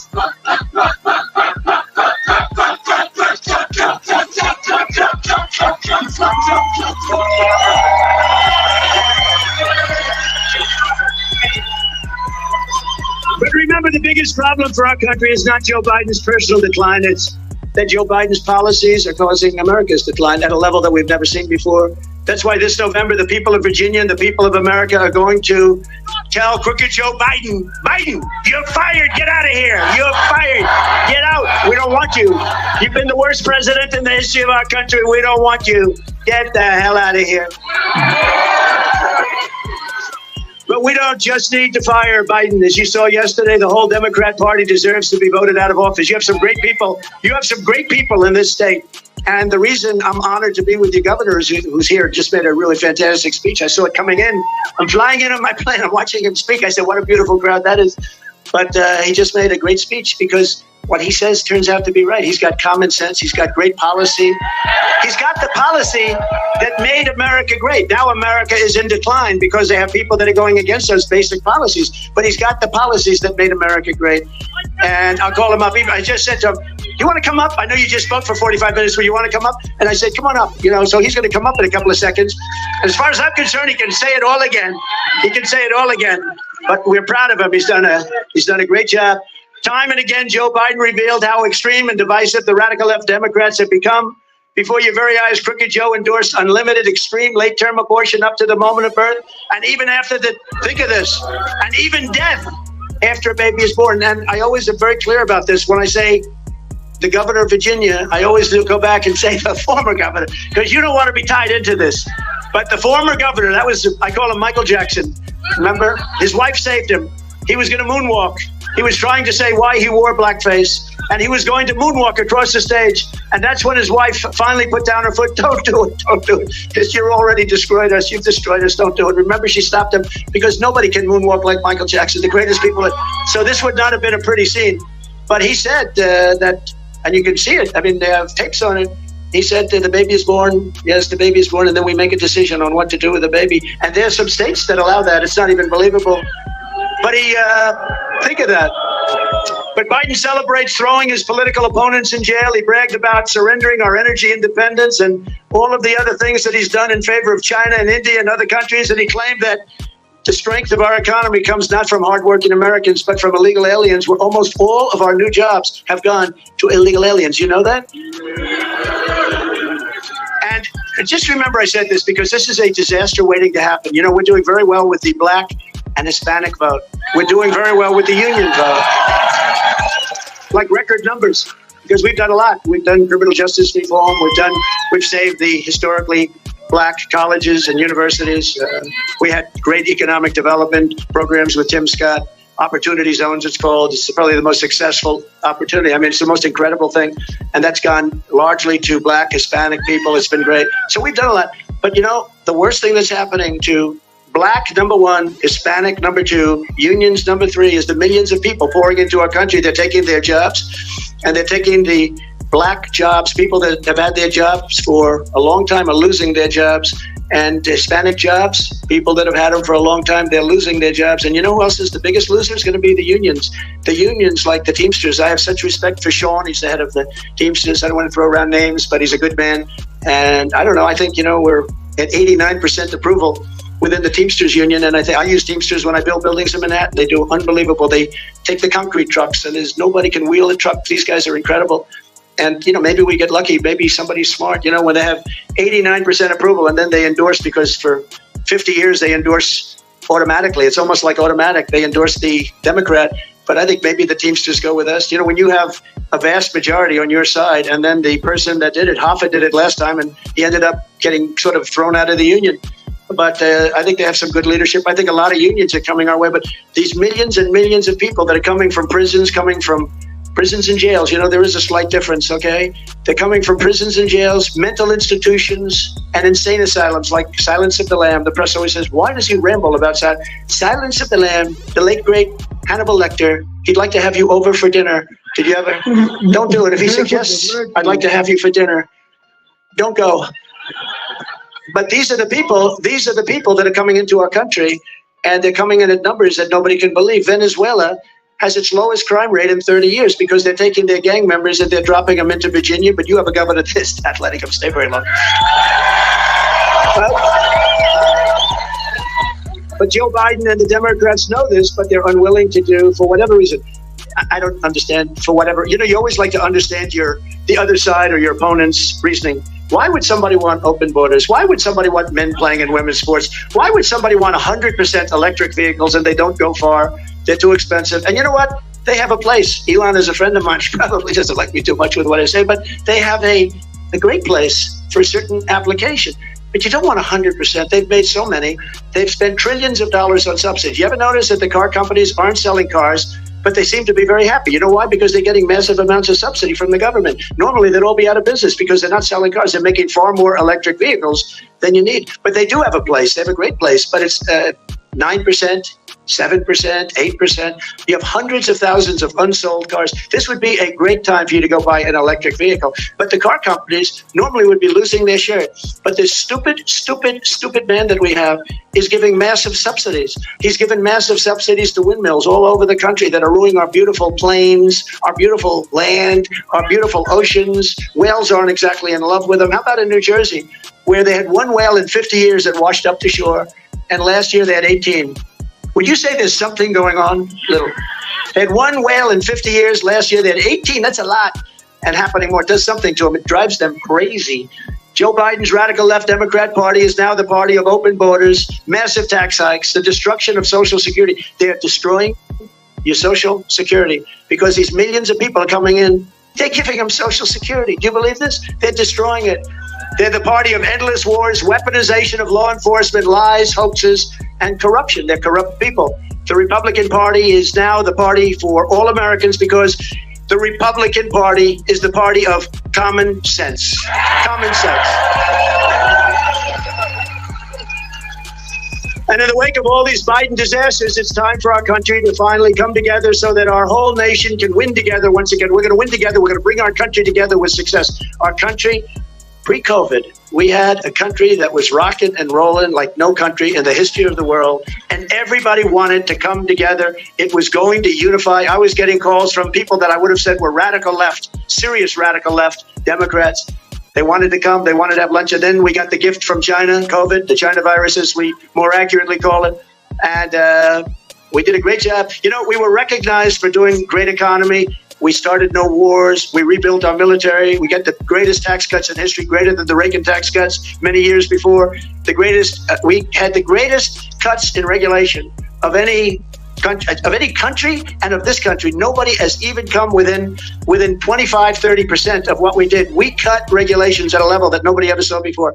And you know, when I went to the big companies and the small companies, and I'd say, which was more important, the biggest tax cuts in history or the biggest regulation cuts in history? I have never heard one person say the tax cuts. They'd say the regulation cuts were more important. People couldn't build. They couldn't do anything. They were just stagnated. We had a case in Louisiana where an LNG plant, it was stuck in 14 years of traffic. They couldn't get their environmental permits. I got them in one day when I came into office, one day. And they built a $15 billion, this is like 3 Empire State Buildings rolled over and put together. This was the longest thing I've ever seen, made up of like all pipes. And I said, what the hell? But it was a $15 billion project and they couldn't get it done. I got it done in one day. I took all the things. I said, let's get it done. And then we got 2 of the other ones done and they're doing unbelievable business. And it was foreign money being poured into the United States. They would have never gotten it approved. And we have many such plants, different types. but plans will never get approved. And all they do is produce good things for us and lots of jobs. And in Virginia, we're doing that too. We're working with your government to get a lot of things approved that you thought would never happen. And we'll get them done very, very quickly. But with these guys, you'll never get them done. You'll never get them done. They don't have any clue. All they know is electric. They want electric army tanks. They want electric planes. What happens if the sun isn't shining while you're up in the air? Well, sir, I told you there'd be problems, sir. No, they want electric everything. They want electric boats. The problem, the boats, they don't float because the battery is so heavy, it sinks the boat. They say, we don't care. We want them anyway. Whether you're a Democrat or Republican, young or old, black, brown, or white, we welcome you to our movement and ask for your help and your partnership. No, sir. You said, what happens if the sun ain't shining you up in the air? Well, it's not solar powered, sir. It's electric. And making America the strongest, most magnificent country again anywhere in the world. As I said last night, I'm not in this race for me. I'm in this race for the sake of our country. I told him last night, I wish you were a great president. I wouldn't even be here. I wouldn't have been indicted more than Al Capone. Al Capone was indicted one time. He was a killer. If he took you, see the guy standing up? Say that guy, I don't know who the hell he is, but if Al Capone took him to dinner, he'd say, he's so obnoxious, kill him. He'd say, kill him. He'd be dead, and then the cops were afraid to investigate him. They'd say, Al Capone did it? I'm not interested in looking at that. He'd be at the bottom of a foundation of a nice big building. And I got indicted more than Alphonse Capone, Scarface. Can you believe it? And it's all been because of Biden. But I said to him, I wish you were the greatest president because I wouldn't have run. I wouldn't have done this. Look, it was rigged. The election was totally rigged, but I wouldn't have run. If he were a great president, I'd say, you know what? If he's doing a great job, that's so important. I wouldn't have run. And I wouldn't have been going through all this stuff. But I wouldn't be here with you, and I'm enjoying this. This is better than sitting home watching television. This is much better. This is better than being on some magnificent island that I own and enjoying the fruits of life. This is much better standing out here in 100-degree weather. Global warming. Every time it turns a little slightly warm, it's global warming. It's global. The planet is going to hell. What about those people that used to say we have 12 years, in which case we're all gone? That ended about 5 years ago. We keep waiting. No, he said last night, he loves this word. It's an existential threat. Existential. He has no idea what the hell the word means. I was going to ask him, but he said it again last night, that global warming is an existential threat. And I say that the thing that's an existential threat is not global warming, where the ocean will rise, maybe, and it may go down also, but it may rise 1/8 of an inch in the next 497 years, they say. 1/8, which gives you a little bit more waterfront property if you're lucky enough to. No, that's not the threat. You know what the threat is? That's the threat, Joe Biden. That's the threat. Now, the threat is weaponry. The threat is nuclear weapons, okay? The threat is nuclear warming. That can happen tomorrow. We have 6 countries out there with massive nuclear capability. He doesn't mention it. I watch these people talking about global warming, and they don't use that now. They use climate change because global warming was no good because it was actually getting cooler. So they used to have in the 1920s, they thought the planet was going to freeze. They had a thing, global cooling. They had a picture, I think it was on Time magazine, of the Earth. Very cool. 1920s, it was a global cooling thing. But now they got smart. It's climate change. Because climate change, if it goes warm, it's good. If it goes cool, it doesn't matter what. If it rains, if it snows, if you have more tornadoes or less tornadoes. I read about some bad tornadoes, and we do have bad tornadoes. But the worst tornado was in 1987. The worst tornado was in the 1800s. They say 1857 ripped the hell out of the country. In 1893, we had a series of tornadoes that made these look like babies. Now, that's only reporting, who knows, but they were very serious. It's called weather. The risk is weaponry. The risk is nuclear warming, and we have to be careful. And we need our smartest people to head this up. My uncle was a professor at MIT, the longest-serving professor in the history of MIT, Dr. John Trump. And Dr. John Trump told me many years ago, I was a little boy, just like that beautiful kid over there. I wasn't as good-looking as him, but I was the same age. And you know what? He told me, I said, what do you mean, Uncle John? No. Someday he knew nuclear better than anybody. When he graduated from MIT, they said, would you do us a favor? What? Become a professor. And because he was so smart. And he said, well, I'd like to think about it. But he did.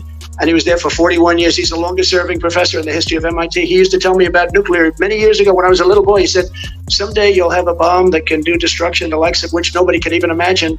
And I won't tell you what he said in terms of the power, but he would say just that. And then he'd go into some more details. And I said, no way, Uncle John.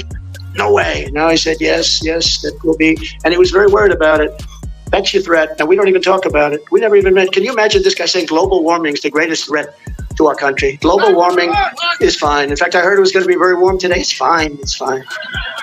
I believe that, and we were united. I'll tell you, during that period of time, just prior to COVID coming in, I was with Tony Fabrizio and John McLaughlin, two of the great pollsters, and there are good pollsters. You know, we have a lot of fake pollsters, like we have a lot of fake news. They are fake news in a sense. But by the way, did you see? We had a poll last week, Rasmussen, which is a good poll. That's only good because I like them. You know, they happen to be good. If they were bad, like 2 months from now, I'd say they're terrible. But the Rasmussen poll is a big deal. It's a really good poll, and they have us up 10 points on this guy. 10 points. That's pretty good. And a friend of mine is very smart, but he's not really into politics. He said, "Could I ask you a question? Why is 10 points good? You mean he's going to get 40 points?" I said, "You have to understand the Democrats basically get 40 points. It doesn't matter. If this lectern was running for office, it would get 40. Actually, Joe, that's true. They get 40 automatically. The Republicans have to do it the old-fashioned way. We have to earn it. We have to do like in 2016. We have to do really like 2020. You know, we got many millions of more votes in 2020 than we got in 2016. We did actually much better. But it was rigged. What are you going to do? But you know what? We're not going to let that happen again. We're not letting that happen. They used COVID to cheat. They did everything possible to cheat. And Hillary Clinton said, "Why didn't you do that to me? Why didn't you find those votes for me like you found for Sleepy Joe or Crooked Joe?" Oh, ready? Poll. What's a better name? I go Crooked Joe first, and then Crooked Joe Biden or Sleepy Joe Biden. Ready? Crooked Joe first. Who likes Crooked Joe Biden first? Okay. Who likes Sleepy Joe Biden? Similar. Okay, let's sit here. Crooked Joe Biden. Sleepy Joe Biden. Crooked. The other time, last week I did that. You know, I like saving money. You go to these pollsters, they interview. I don't even think they interview them, if you want to know the truth. I think they just say they interview because they make money. I don't even think they interview. But they say they interview like 243 people, and they tell you what's going to happen with the race, right? And then they want to charge you $500,000. Politicians know this. And I come to these rallies, and I do my own polls. We have 25,000 people or something here today. I get a free poll. It's a free poll. Okay, here's another one. Who likes Governor Glenn Youngkin?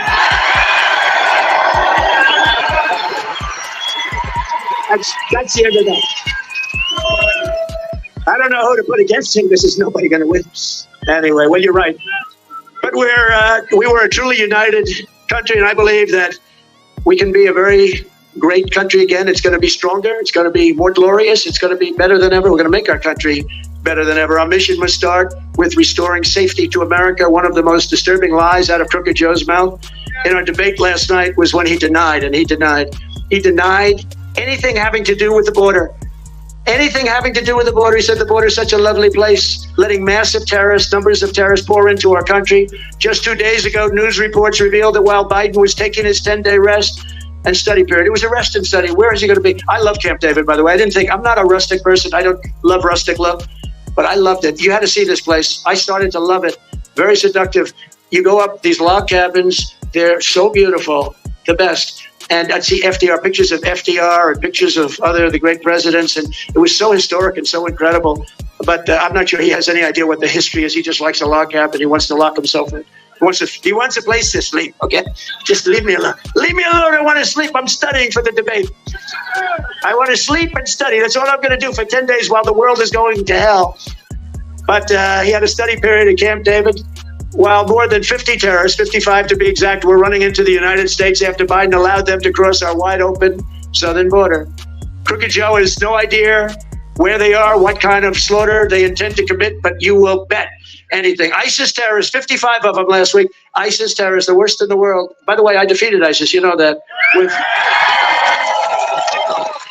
General Kane, right? Raising Kane, you know that story, Raising Kane. He was great general, real general, not the television. We have a lot of television generals, they're no good. Like Milley. How about Milley? We had some, like the dumbest of them all, General Kelly. He didn't know, he was lost in the White House. That poor guy didn't know what the hell was happening. He was like we used to call him a lost soul. Under the Trump administration, we will not rest until we have found every single radical Islamic terrorist who Joe Biden has let into America. We will arrest them or we will throw them the hell out of our country immediately, and we will not let them back in. We have no choice. And already Biden's open border nightmare has stolen countless innocent lives. Yesterday in Houston, you read about this. 12-year-old Jocelyn Nunguri was laid to rest by her grieving mother, who I spoke to yesterday. Incredible woman, just devastated. Literally, I was going up to the debate, and I got the return call from the mother. And I talked to her, and they're screaming at me, "Sir, you're going to the debate. You're going right now, sir." You know, and I'm on the phone, and I said, I might be late, but that's okay. But I said, I will. I did talk to her, and then I said, I'll speak to you, and I'm going to call her today or tomorrow. A devastated person. She was a devastated person, but her precious daughter became yet another victim of the Biden migrant crime. People that would have never come in here. In fact, a lot of these people that you're reading about, we threw them out. They were gone, and they came back under Biden. Last week, Jocelyn was savagely tied up, viciously assaulted, and brutally murdered by two Biden migrants who Crooked Joe released into the United States to prey on our women and girls. One of these monsters waited just 20 days before ending Jocelyn's beautiful American life.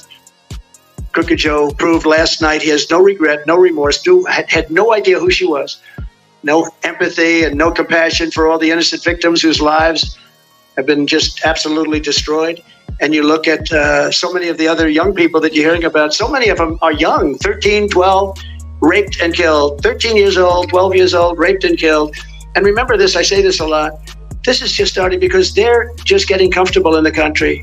They never heard about politically correct law enforcement. We have the greatest police in the world, but they're not allowed to do their job. And we're going to let them do their job. And we're going to give them immunity so they can't be prosecuted for doing their job.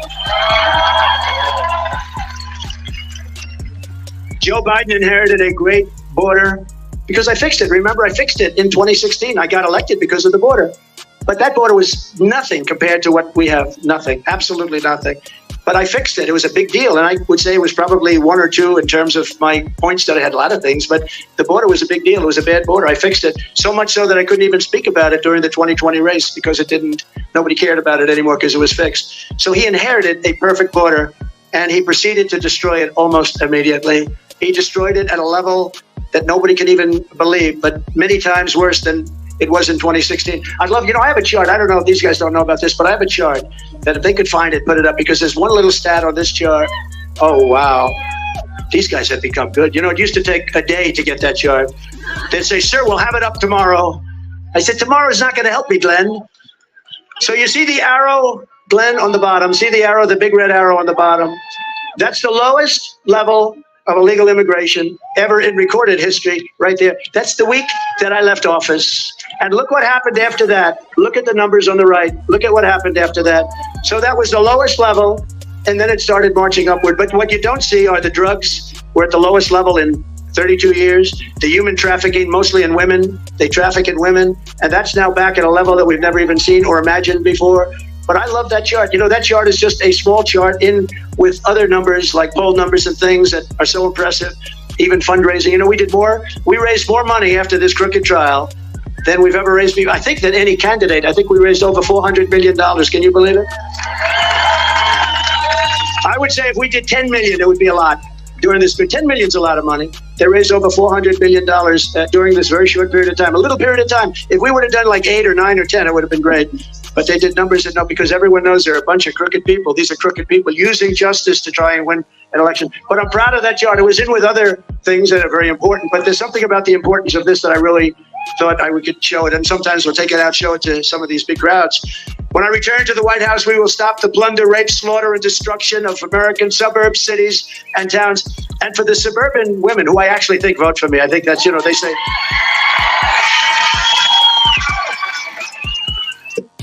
They say the suburban women, what do you like? You saw Biden, you like Biden? Yeah.